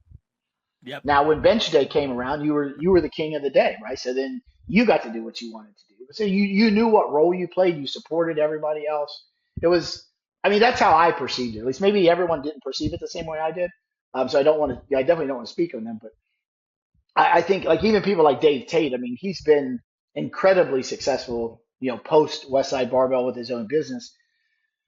And when we have conversations, you know, we don't talk a lot about powerlifting and stuff. We talk more about like, how's your business doing? You know, how's sales, new equipment, you know, that kind of stuff. Because now you want to support them in what they're doing today. It's super fun. Did you ever see the podcast we did with me, Chuck, Dave, and Joe and Todd? Oh yeah, dude. So that was super fun to do because people don't realize there's so many stories behind the stories. Like, and it would take weeks to tell. It would literally but like those that camaraderie was built over 15 years, you know, when you sit and laugh and carry on and all the memories and stuff. So I just tried to take away everything good that I ever got out of that gym and said, I have to go apply it somewhere else. And now, you know, fortunately I have a really good career. I do, you know, very well for myself and I'm very fortunate, but I think I learned all that going into that gym at 14 years old. Yeah. Yeah. And I think if you don't take those lessons, you've missed the whole point. Like you've literally missed the whole point of why you were there, like what you were trying to accomplish. I mean, it's one thing to be a great strength athlete or athlete in general, you know, but like, what do you do after that? You can't last forever. You have to have something else, you know? Yep. So even when you think about, I'm a big football guy. So when you think about, you know, Tom Brady, who was ultimately or arguably the best quarterback ever to play the game. And now he could have rode off into the sunset and never, but yet now he wants to become probably the best analyst he can be, right? Yep. Romo's the same way. You have all these people, the Ryan Clark on ESPN. I like listening to the people who play the sport because they know what they're talking about. They're just not, like the actual commentator guy who never played the sport Yep. analyzing the sport. Like I want to hear from. That's why I like Rex Ryan, as the coach, or Nick Yep. Saban on College Game Day, because they know the X's and O's, and so you just everything you learn, you just go apply it somewhere else and try and be as successful as you can. Yeah, and some people, unfortunately, some people don't like that. Someone like Mark Bell gets a lot of hate for the direction that he went after the invention of the slingshot and kind of like gravitated away from powerlifting. But it's like, I mean, what did you want? Did you want Mark Bell to be 350 pounds and dead at 45? I mean, you have to evolve at some point. At some point, there is That's a right. tipping point, you know, and that's just how it So why do is. you think Mark Bell gets hate for being successful? I personally, for me, my opinion is I think a lot of people are unhappy with themselves. So they project a lot of Yeah. that anger and insecurity onto other people to scapegoat kind of like that own responsibility. Because a lot of times nowadays, a lot of people just, in my opinion, don't want to take responsibility for their shortcomings or failures. They want to Yeah. scapegoat that on someone else. It's this person's fault. It's that. And Mark Bell's a great person to scapegoat that Yeah. to. I mean, if you hate your Yeah. life and you suck, I and you, I I love mean, watching his shit. Like yeah, it's Hey, hang on one second. Someone's tapping on the door. yeah, man. Hang on one second.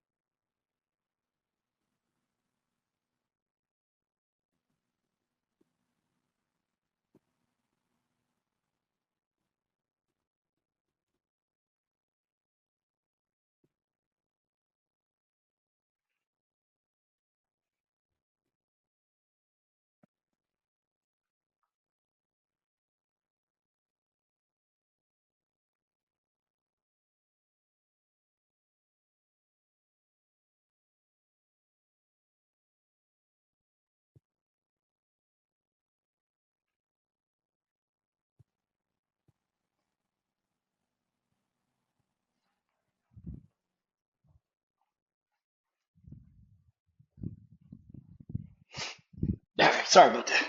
No problem at all. Yeah, Yeah, sorry about that. So let me make one comment about what you said about Mark, and I yeah, totally agree with you. And I always hear people say, "You'll never find somebody hating on you who's actually done more than you." And I think that's the truth, right? Like, and I think you made a good point. Like, they're upset with like where they ended up, and so it's easier to project that hate and animosity on someone who's actually.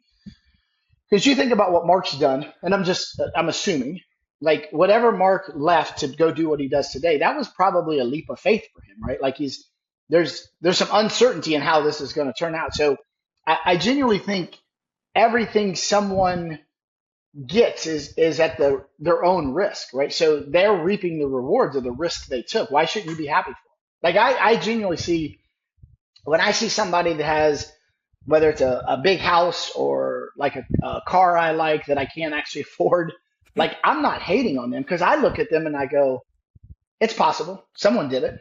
yep, So I'll just keep working harder if I want a bigger house or a bigger car or whatever else, just keep working. And yeah, instead, I don't think most people don't want to put the effort into being successful because I think it's easier to drag somebody down than to lift somebody up. And yep, so that's typically what happens. yeah, And I think, Mark's probably a great example of as he used the internet and social media platforms as they came on to continue to grow his own brand and business, right? yep, And I mean, I don't know how much he makes. Hopefully, it's millions because he puts out great content. yeah, I mean, I don't follow on social media. I don't follow a lot of fitness people or powerlifting or whatever, but I've followed Mark for a long time. Some of the stuff he does is a bit um, unorthodox, for lack of a better word. Like the whole sugar diet thing or Yeah, yeah, whatever. And I'm yeah. like, but then I find myself sitting there watching the whole thing. I'm just like, hmm. But yeah, I don't know. I'm not a big. I've always had this little kind of quote. To me, it's always a case of mind over matter. I don't mind because you don't matter. And Yeah, so if you're not paying my bills or directly affecting how I live my life or whatever, then I don't care what people think of me. It's just yeah, not that important. I yeah, mean, I do obviously at your job or your career, you want to make sure that you're respected by your peers and things like that. So you live your life a certain way. But the guy on the other end of Instagram, I mean, who cares? yeah, Like, yeah, I just genuinely don't care. yeah. And I don't think anybody else should either. It's not just me. Yep, I think everybody should just do them and be as good as you can be at whatever it is you're trying to do. Because I agree. there's so many things out there for people to do. I mean, you can be podcasters and social media and whatever you want to do, or you can just go do what we do, and we have hardworking jobs that we've excelled at, and Yep. there's no magic formula. So No. yeah, I'm not a big fan of the haters. Yeah. And with Mark Bell, I mean, he is like, man, he's such a great example. But I think a lot of people are mad at Mark Bell for the chances that they didn't take, right? Sure. And they see someone, and it's like his path to the money that he makes right now, to the success that he had, that path was not guaranteed. The only thing that was guaranteed was his self-belief. And I'm sure even at times that wavered a lot, you know? Oh, there's no doubt. And Yeah, I would have to assume people like Mark, Dave Tate's another good example, when they took leaps of faith to start businesses. And it's not like it wasn't like month one they made like 15 grand. yeah. I'm sure there's months where you're like, oh my God, is this even going to work? Yep. And then the dedication, perseverance, hard work, all that stuff you learned in the gym, they just keep applying it and it keeps working. That's why I said I don't think there's like some magic formula. That's why being in powerlifting now for you, and I'm sure you get this. People want you to quote unquote write down what they should do, right? Can you write me a program? I'm like, well, no, because every single human being is different. Everything that works for me is not going to work for you. Or like me and George are a great example, right? Like two good people at what they did, but have to train in total different capacities. And I always tell people, if there was a magic formula, don't you think everybody would be good? Yeah. Like it's not that easy. And Yeah. people think that it is because, like you said, they don't want to put the effort into it. Yep. It's easier to fault Mark Bell for his success than to fault yourself for not taking the chances that Mark took. Yep. And it's like, Yeah, I've had this conversation with a few people, and I'm like, well, maybe if you put the energy, as much energy you put into being negative and projecting on other people, if you put that energy into your own success, maybe you wouldn't suck. Like it's a fair point. Yeah. We always say the same thing about like criminals.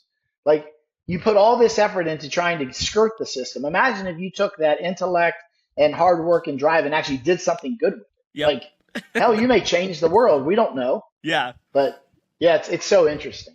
Yeah, that's why I'm always really impressed with people. Like Mark's a great example. Dave Tate's another one that I always bring up in conversation because they were normal people. I remember, so a gentleman by the name of Ted O'Neill was our state chairman for the UPA out in California. And I remember Mark Bell lifting in our UPA meets out in California at Diablo Barbell. Like I've known Mark since then. Now, granted, I haven't stayed in touch with him, but he was always at the meets. And when me and Bill started, it was important. We always tried to make it to every meet that started getting hosted. So it was a presence in, how we wanted the federation to run. And I remember meeting Mark back then, for the first time. And like to your point, he was that big 308 pounder, I think he was competed in 308 and whatever. And then now, I think Mark's probably about my age, I would assume. He's probably in his early 50s. Yeah. Yeah, I believe so. Looks fantastic, healthy, living life, prosperous, So you want to hate on that? That doesn't even make any sense. Yeah. Do better. Like it's exactly do better. Yep. That's it. Yeah. It's the complete opposite of what you would expect people to say. Yeah. Yeah, exactly. Yeah. And there was Uh, when you brought up your episode on Table Talk, there's one with the group and there's one solo. In two stories I yeah. remember from each of those episodes. One from the group episode was Dave Tate talked about one time he bombed out of a meet or choked or whatever, and you guys were at dinner and you guys had napkins and you were kind of he was over there and you guys were kind of crying and wiping your tears and making choking sounds, and he was pissed and never forgot that. And the other story was when you were in a elevator with Anthony Clark and talked Oh about my how massive that human being was, and now he had like juice coming out of his eyes. That was bad. Yeah. And he would, because Anthony was my height and he was like 350, 60 pounds or whatever, right? But he was this massive man. And I remember I was at the greatest bench in America when I broke the world record the first time, because they put us in this place called the Harvey Hotel in Dallas, Texas. Beautiful hotel.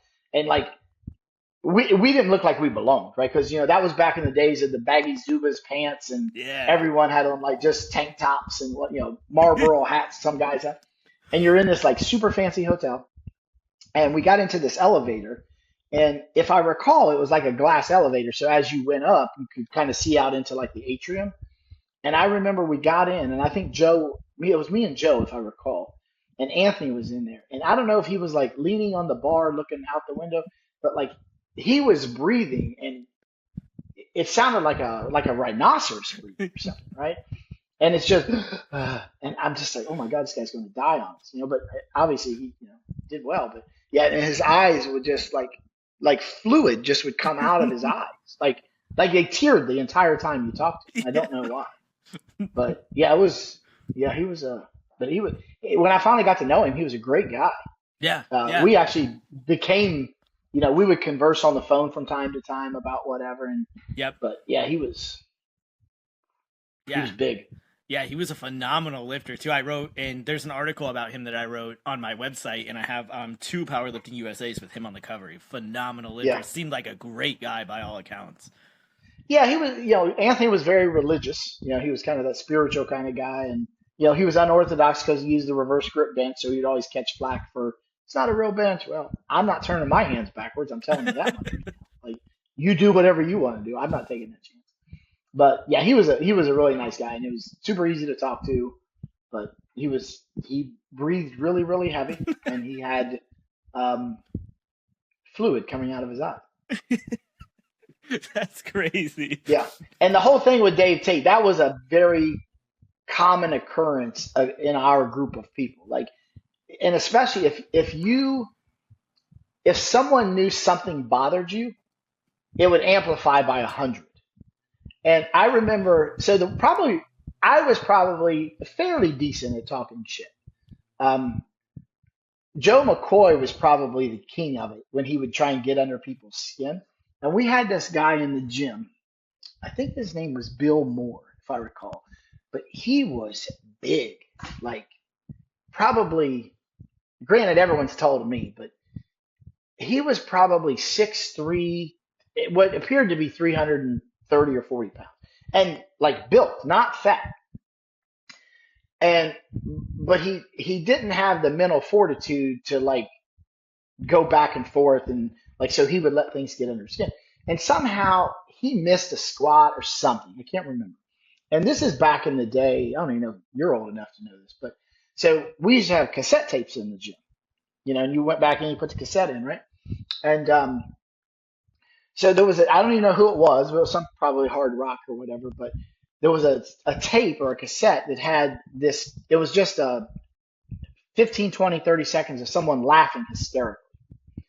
And McCoy goes back and he misses the thing. And so McCoy like puts the tape in and plays it and turns it up. And he's like, Bill, look, they're laughing at you, man. They're laughing. And it went on and on and on. And like, then once he realized it was under Bill's skin, it went like every rep, every whatever. And finally, Bill said something. He had this real, I think it's from North Carolina. And he had this real kind of Southern drawl. And he's like, I'm going to kill that Joe. But that was almost on a regular basis. There was always some kind of innocent shenanigans. But if someone knew something got under your skin, it was That's they it. would ride you about it for sure. Yeah.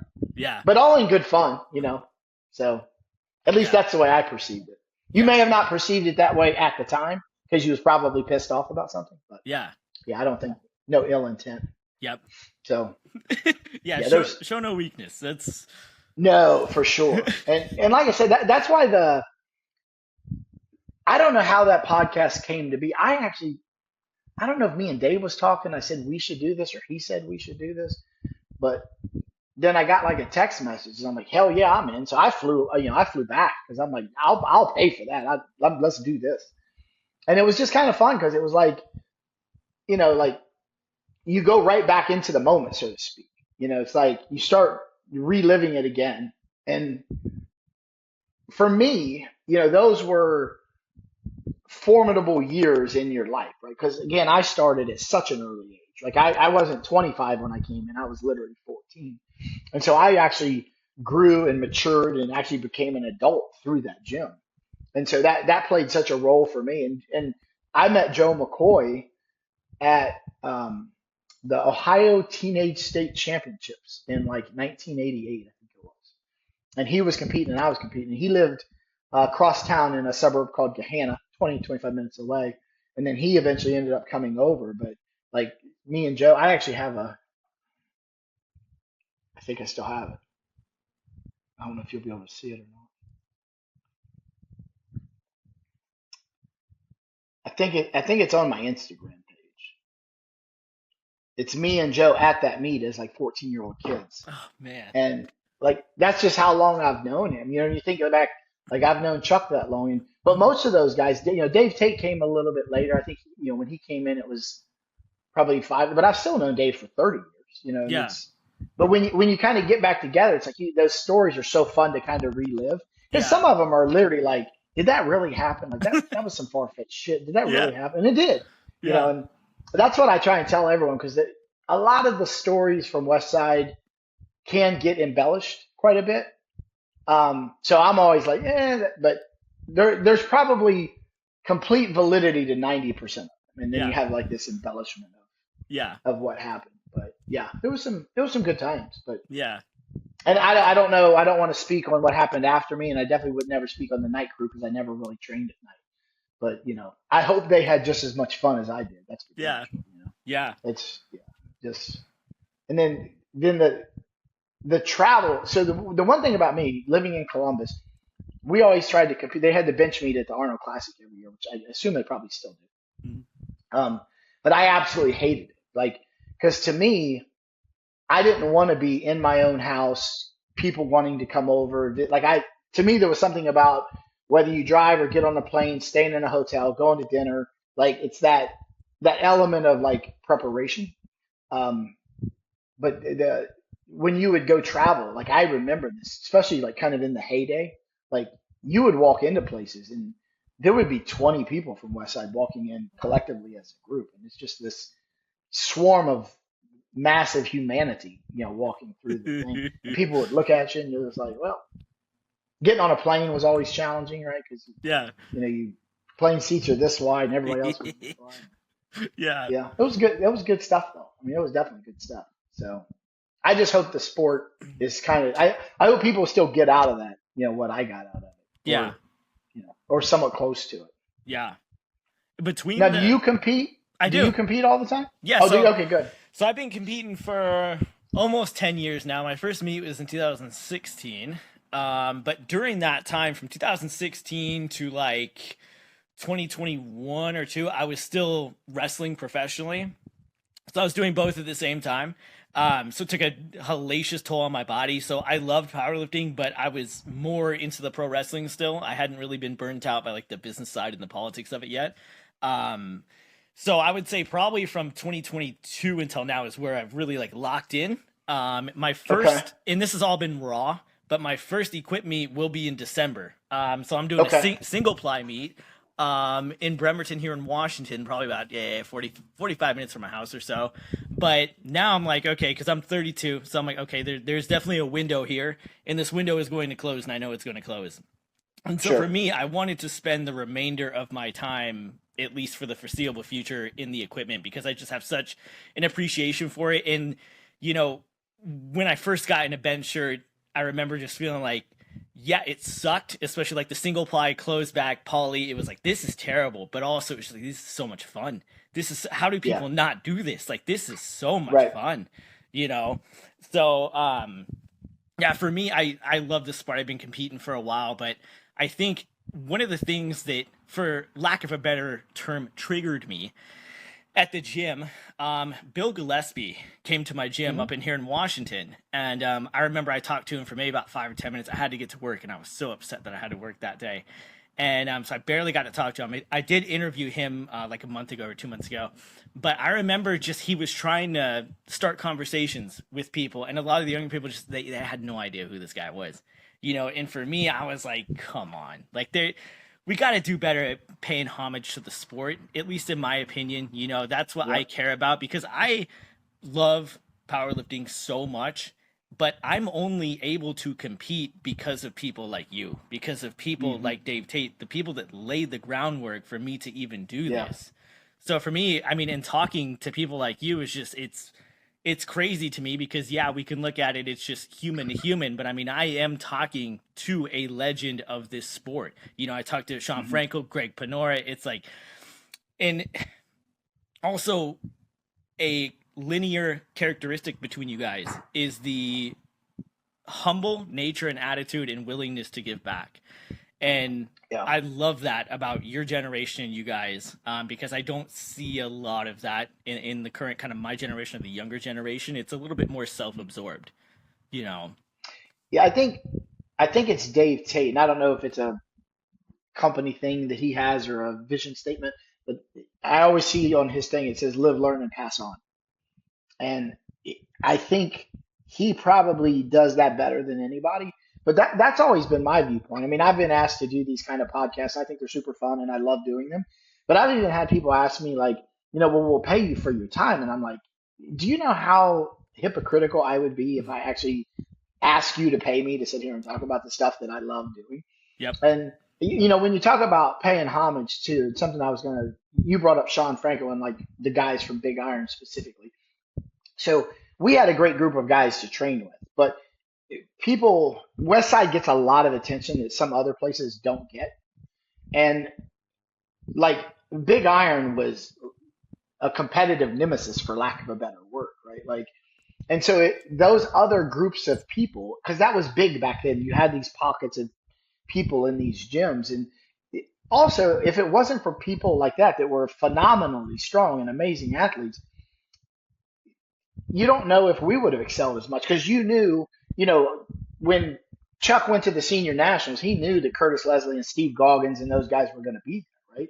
But Westside probably gets more notoriety, maybe because of Louie and how many people came out of Westside. That X amount of 1,000-pound squatters and world record holders, and if you don't train with a group of people that continues to do that, it's hard to lose the success of one or two or three people in that group of all this. And so that's why I always think that it's important to give credit or reference the people that kind of help drive you, not just internally to Westside, right? Like there's, the Jesse Kellums and Dave Watermans and all these people we would compete against at the Bench Bash for Cash or the Senior Nationals or the WPL. There were so many phenomenal lifters that you think back. I mean, and I hate to say it, but you actually forget so many names because there were so many people, Yeah. and you're just like, God, that dude was strong as shit. Yeah. And then you would have a guy. I remember Willie Wessels. You ever heard the name Willie Wessels? I have not. Willie Wessels showed up on the scene, and the dude was phenomenally strong. And he was one of those guys that you would look at him, and he would do something. You're like, he don't even look like he can do that. Like he was so strong, but he didn't have like that big, huge body. And there was some people like Curtis Leslie. Do you know who Curtis Leslie was Yes. from down south? Curtis Yep. Leslie was built like a Greek god. Like Yeah. he was the one that if they said he squatted 2,000, you'd be like, yep, he probably did. Like he looks Yeah. like he can squat 2,000. Yeah. And there was just some people you're just like, God, that dude was strong. I mean, and they lasted for years and years and years. That's why to me, the testament of someone's greatness, for lack of a better word, is the longevity that they Yeah. have, right? Like if you came in and was great for 2 or 3 years and broke a world record, that's phenomenal. Don't get me wrong. But when you did it for 10 or 15 years across, single ply, multiply, whatever, like that's where you're like, they deserve the credit that they got. And that's why I don't think the people that created Westside, Tom Palucci and those guys that came well before any of us, like people don't even know their names. But it's interesting because like the lifters of today won't know that name. But if you go to basketball, let's say, and you ask a kid playing in high school in Georgia, and you said, "Do you know who Kareem Abdul-Jabbar is?" They'll know who he was, right? Like there's, I think maybe because we don't have the notoriety and the publication of the sport, like globally, Yeah. that people don't do the research. And in our sport, you have to do the research. Like, who Yeah. was this person? Yeah. So, yeah, I've just always, and I've been asked that a lot. Like, what made you do that? And I'm like, I think you owe it to the people that came before you, like to continue to uphold the sport and do it the right way. And I mean, obviously, I'm out of it. I have nothing to do with it, but even when I see people today, like I go to the local gym and there'll be dudes in there. They have the slingshot. They got Dave's the bench pad that snaps onto the bar. Yep. They got all that kind of stuff. And like every now and again, like I'll be like, can I give you like just a small tip? And I'll show them, and then they'll start talking to you. And then when you start talking to them, the first thing they do, which everyone does, they pull out their phone, right? Because they want to they have to Google you or look for you or whatever. And then all of a sudden, their whole complexity towards you changes. Yeah. And they're just like, and I'm like, yeah, because I weigh 190 pounds now. I don't look like I could have ever done any of those things. And Yeah. so it's cool that you get the respect that you probably, I don't say you deserve it, but you kind of earned it. Yeah, absolutely. Just through your hard work. But it's interesting. I wish the sport would have kept going in the trajectory it was going. I don't like the fact that people don't train in the groups, and because I got so much out of that. Like it was just, and even to, like I said today, I mean, I still talk to several of those people on a very regular basis, not necessarily daily, but even when I go back to Columbus, I make it a point as much as I can to go see Dave. I'll go have dinner with Joe, like all these people that have been in my past for 20, 30, 40 years. Like I'm not going to miss an opportunity. Even my work, I travel quite a bit. And so even if I'm on the East Coast, there's times where I'm like, hey, I'm just going to take my own flight up to Columbus and go see, some buddies for a couple of days, and then I'll fly home. Because they were probably as instrumental as anyone or anything else in making you successful, because it's the lessons that you learn doing that stuff together. So Yeah. it's yeah. Yeah. So what do you like? I'm gonna interview you. So in powerlifting, you coming in the last, let's just call it what, 10 years, right? Yep. 5 years or whatever it's been. What's been the most influential thing for you in wanting to be stronger? Like what do you see from the past that says, man, like I want to try this or I want to do this? Oh man. Well, I grew up really, really skinny, really thin, right? When I graduated high school at 18 years old, I was probably like 155. 5'6", I'm real short too. And for me, honestly, powerlifting, so I had a very premature departure from pro wrestling. And for a long time, it was really hard for me to... Now, I'm gonna ask you, I apologize for interrupting, but when you say pro wrestling, you're talking about like WWF pro wrestling type stuff. Okay. Yep. So when I was 22, I moved to Dubuque, Iowa, to train under Seth Rollins, who a couple months into us training there would go on to get the WWE title. That's where Bill Carpenter lives. That's such a small. Yep. So you live there. He holds his meets at the Grand River Center. Yeah. And I had at the time no idea. Yeah, and I wrestled in Dubuque as well. Yep.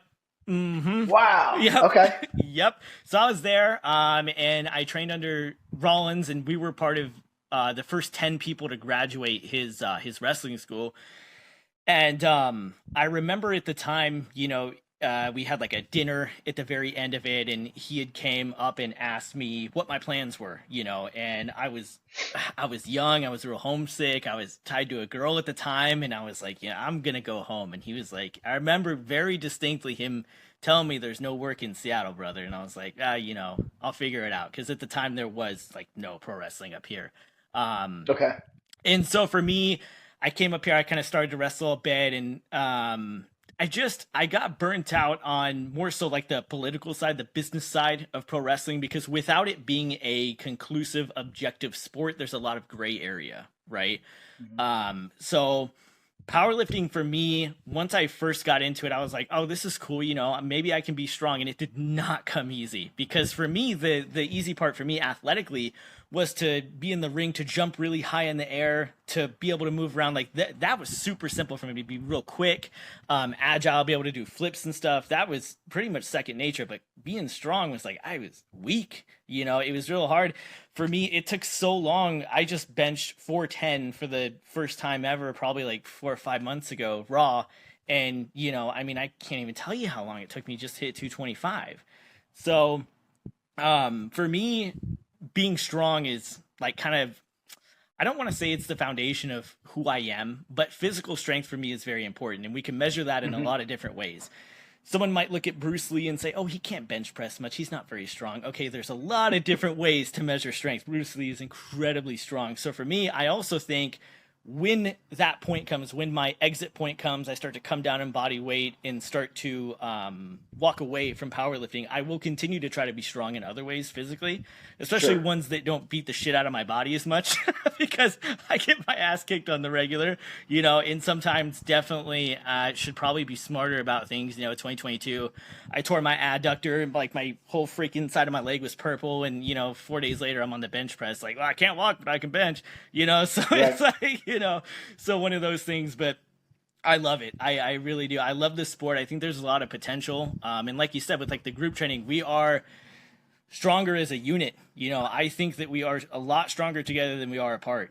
And so for Mm. me, trying Good to point. use this platform to bridge that gap between, like, I've interviewed one of the people I interviewed just like a couple weeks ago. He's a kid. He's like 23, USAPO, equipped single ply, super strong kid. But it's like I have him, and then have someone like Greg Panora or someone like yourself, and I try to bridge that gap between the past and Hmm. the present to just kind of bring things together as a whole. Right. You know, so for me, that's really like the driving force here, is to try to bring things together in a sport that is unnecessarily divisive, right? So, as someone who's still in the sport, what do you think? What do you think the potential in the sport is? Like, what do you think's next for the sport? Um, That's a great question. People are getting incredibly strong. I mean, just ridiculously strong. We're seeing people squat 1,000 pounds raw in a pair of wraps. So I mean, I think that the physical capabilities are almost seemingly endless, as far as that potential goes. I'm Maybe it's because I pay attention to the equip side a little bit more now, but I do Hmm. see a resurgence in the equipment.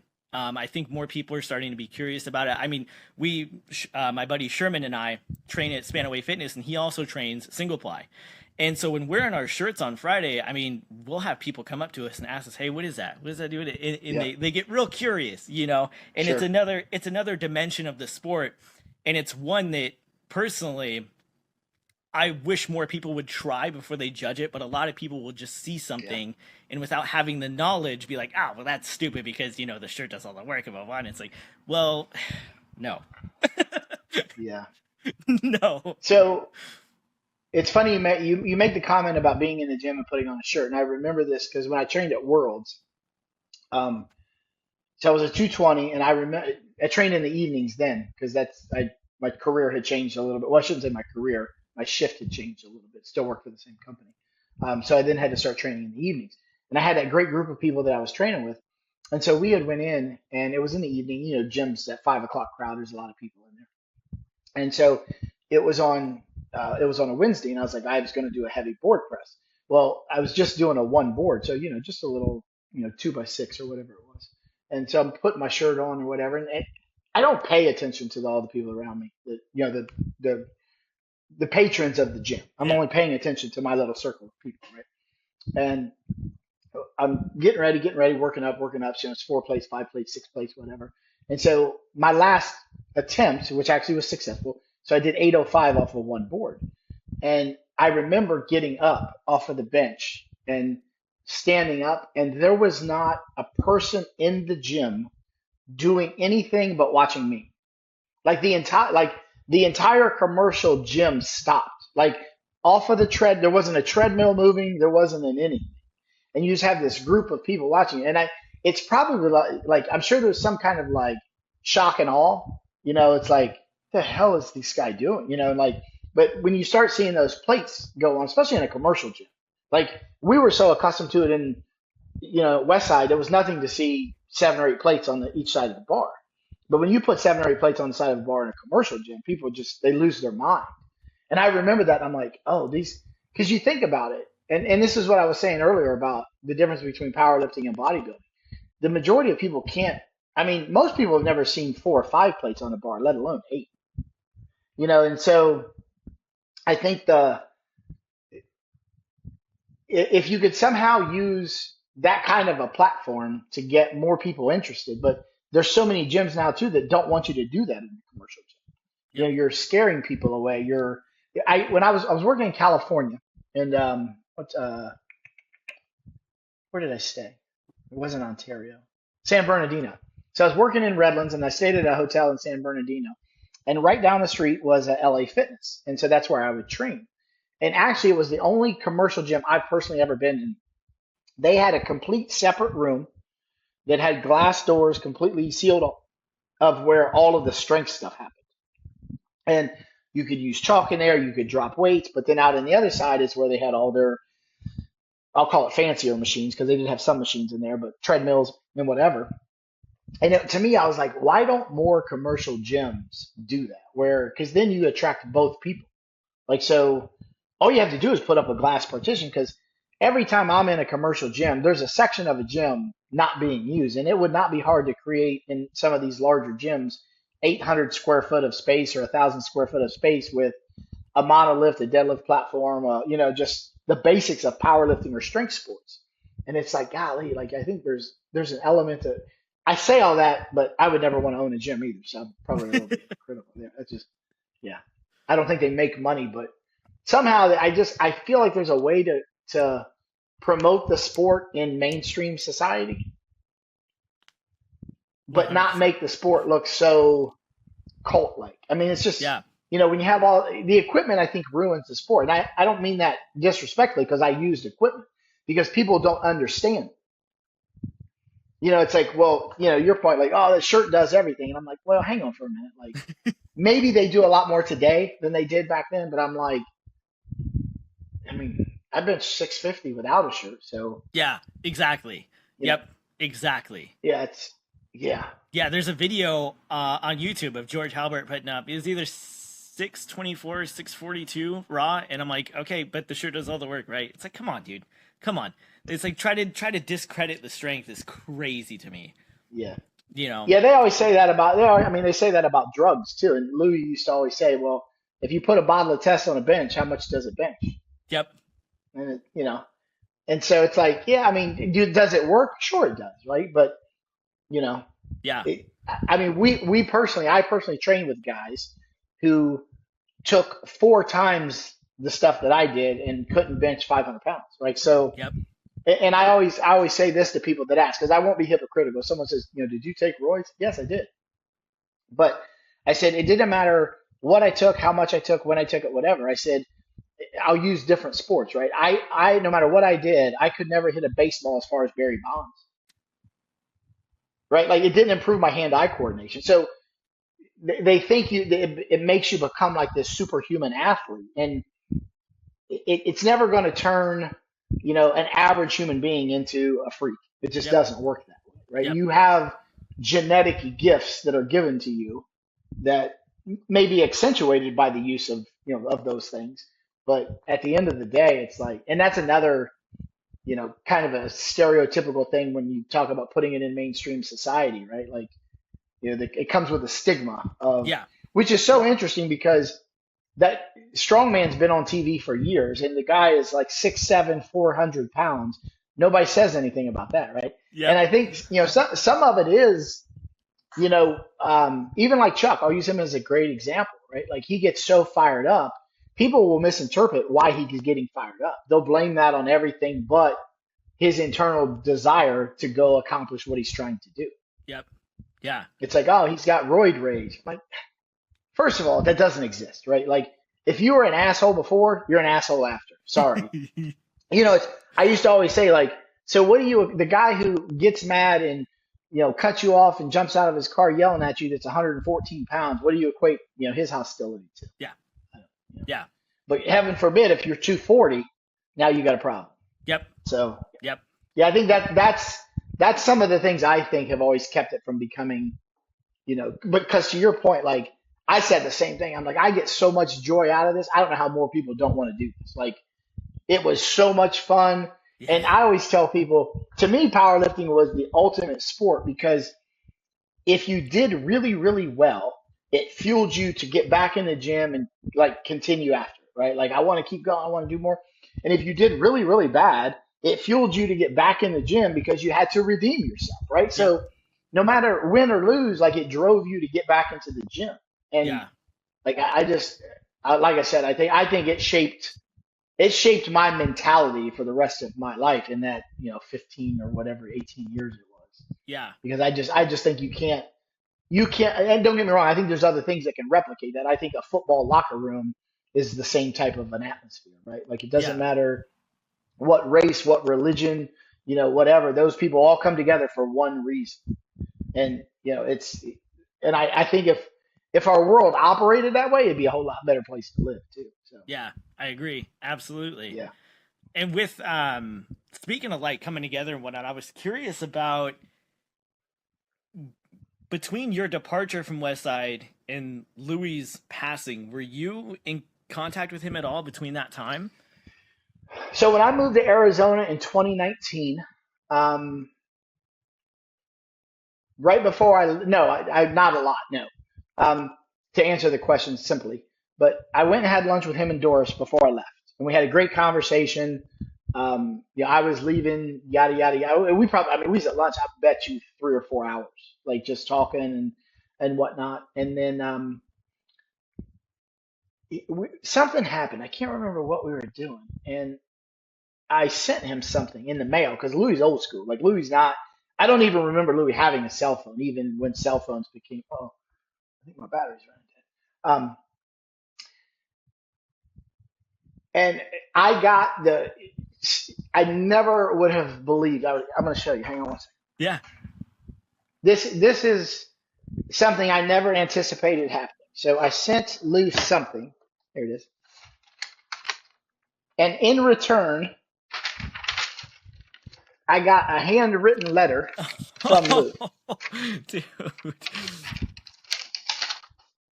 And we never, other than those exchanges, we didn't talk. And I know he's busy and whatever. My life was different. So we didn't keep up with each other. But it was important for me when I left to go have a conversation with him because I knew, even if I make it back to Columbus once or twice a year, it was the few and far between. Yeah. I do owe it. I got a message at one point in time, I think maybe through Facebook, because that means we're old, from Doris. Maybe she had heard I was in town or something, and she gave me some grief about not coming to see her. So I need to make sure that next time I'm back, I go visit Doris too. But I actually think this. I proposed this to Dave, and there's a part of me. I told Dave, I said, Dave, we should just pay for this shit ourselves. But I would love to just do one huge like a reunion. Just rent an event center and whatever, right? If it costs $100 a head, you're only going to get 50 people, 60, whatever, right? Like, I just think like those 3, 4, 5 hours that you would get to spend like reminiscing, and because there's a lot of people, even like I've never met Dave Hoff in person, so there's a lot of people who you would just like to talk to, like, and share stories and whatever happens, because I think especially Westside has been instrumental in so many people's lives. Like hundreds and hundreds of people. We did it years and years ago. And do you know who Jimmy Seitzer is? Yep. Yeah, we did it. I think it was at Jimmy Seitzer's house. And it was kind of the same thing. It was kind of the original folks. And then those of us that were a lot newer, I think at the time, I probably wasn't even old enough to drink when it happened to be honest with you. I was probably like 19 years old. But I just remember it was such a cool environment because there's, it's like in football where you may be the star of the sport right now, but you're talking about you're talking with the guy that's in the Hall of Fame too. So Yeah. it's really interesting. So I think that would be a really cool thing to do and do it well. Don't just, don't do it in someone's backyard or whatever, Yeah. But Oh yeah. and I don't know where everybody ended up either. I mean, hell, I assume Matt Winning because I see him on social media from time to time. He pops into my thing. I think he's still in the Columbus area because he owns that gym or did own that gym. Yeah. I would assume George and those guys probably are still in the area just living their lives. But, some of them may have moved away. But for me, I'd pay to fly across the world to go, participate in that. It wouldn't matter to me. But I can tell you there's at least 4 or 5 people from Washington that I know off the top of my head that would fly to see that. I think you could I'll be honest with you. I think if you held that and you had, and I'll just make something up, right? There's 20 of us, right? Here's the participants, like Kenny, Dave, Chuck, Joe, Hoff, Halbert, whatever, and then charge admission to get in. I mean, I think it could be like a workshop almost. Like people could, there's no agenda to it. It's just like a social fraternization, if you will. Like, and spend 4 hours and talk to people. I think people would eat that shit up. Yeah, and it's a snapshot in time, right? Like it's like to have, because we have so much video of like your era, and then we have like Dave Hoff's era. See people like unfortunately passed away, but Mike Wolf, and like we have some of that media available. But to get everyone together in one place at one time, just like that snapshot in time would be immaculate, and it would last forever. Yeah, I don't know. I'm not even in Columbus, and if I was in Columbus, I would probably even go over and talk to Tom at Westside and suggest it. Like, I just think it would be good for the sport, not just for us. It would be great for us personally, for some of us at least. I don't know that everybody feels the same way I do. But I think for the sport as a whole, because there's a lot of people who I think have a lot of questions and also get a lot of misinformation, which I know is a key term in our society today. Yeah. But, to be able to just go ask, do you know how many people would just want to sit and ask Chuck a question or ask Dave Tate a question or ask George Halbert a question or any of those people, and like, because they see him on social media, or maybe not on social media, but on the internet in old articles and videos and whatever, and you don't get to talk to those people. So I just think it'd be a pretty cool event. Yeah, and I mean, myself included, my buddy Sherman, my near dear friend Sherman, we'll listen to the episodes of Dave Tate with you guys multiple times. Like we'll play, if I'm doing something around the house, maybe I'll put it on the background. I've heard it 10 times, doesn't matter. 11, 12 is even better, or like George Halbert with Matt Wenning. The scarcity of content with George Halbert is crazy. I heard that there's a DVD or a bench tape of him somewhere floating around in the ether out there. I've checked eBay. I've tried to scour the internet, but I can't find it. Really? Yeah, it's like this. Yeah, he definitely doesn't have a lot. That's for sure. I mean, our era didn't have technology like we have today. So there's probably whoever came after us. There's probably a whole lot more of that group of people than there was of us. I mean, it's funny. You made most people don't know this. You made a comment about like the bench press secrets video. We made that video with my big ass video camera that sits on your shoulder.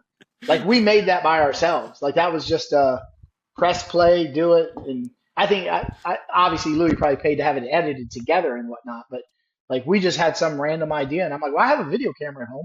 And so we brought it in and put it in a blank VHS tape and set it up on a tripod and started, like, that's how we made that first tape. Yeah, dude, it's so good. It's so good, dude. You got Louie and the leather jacket and the dogs and oh man. And I think that's how Dave Tate kind of got into what he does today, because I remember Louie didn't like dealing with like shipping things out or something. And somehow Dave took on the responsibility of like fulfilling orders for the tapes. And so he set up like his garage. I think he turned like his 2-car garage into like a little warehouse. And that's how he built his business. And then obviously just grew it. And, I mean, I don't think that's not the only reason he did it, but I think that's kind of what propelled it a little bit and got started. Yeah. So good for him. I just think it's great that he's so successful. Yep. Absolutely. So. Yeah, man. But winding down here, I want to thank you for your time. Yeah. It's been just awesome, dude. I appreciate it so much. Tell people where they can find you or get in contact with you, social media, things like that. Yeah, well, I'm probably not near as active as people would want me to be on social media. So I am on Instagram. I think it's the real KP1. And I still am on Facebook, and that's only because I'm over 50, right? Because most people don't use Facebook. But I don't do Snapchat. I don't do all those other things. But Yeah.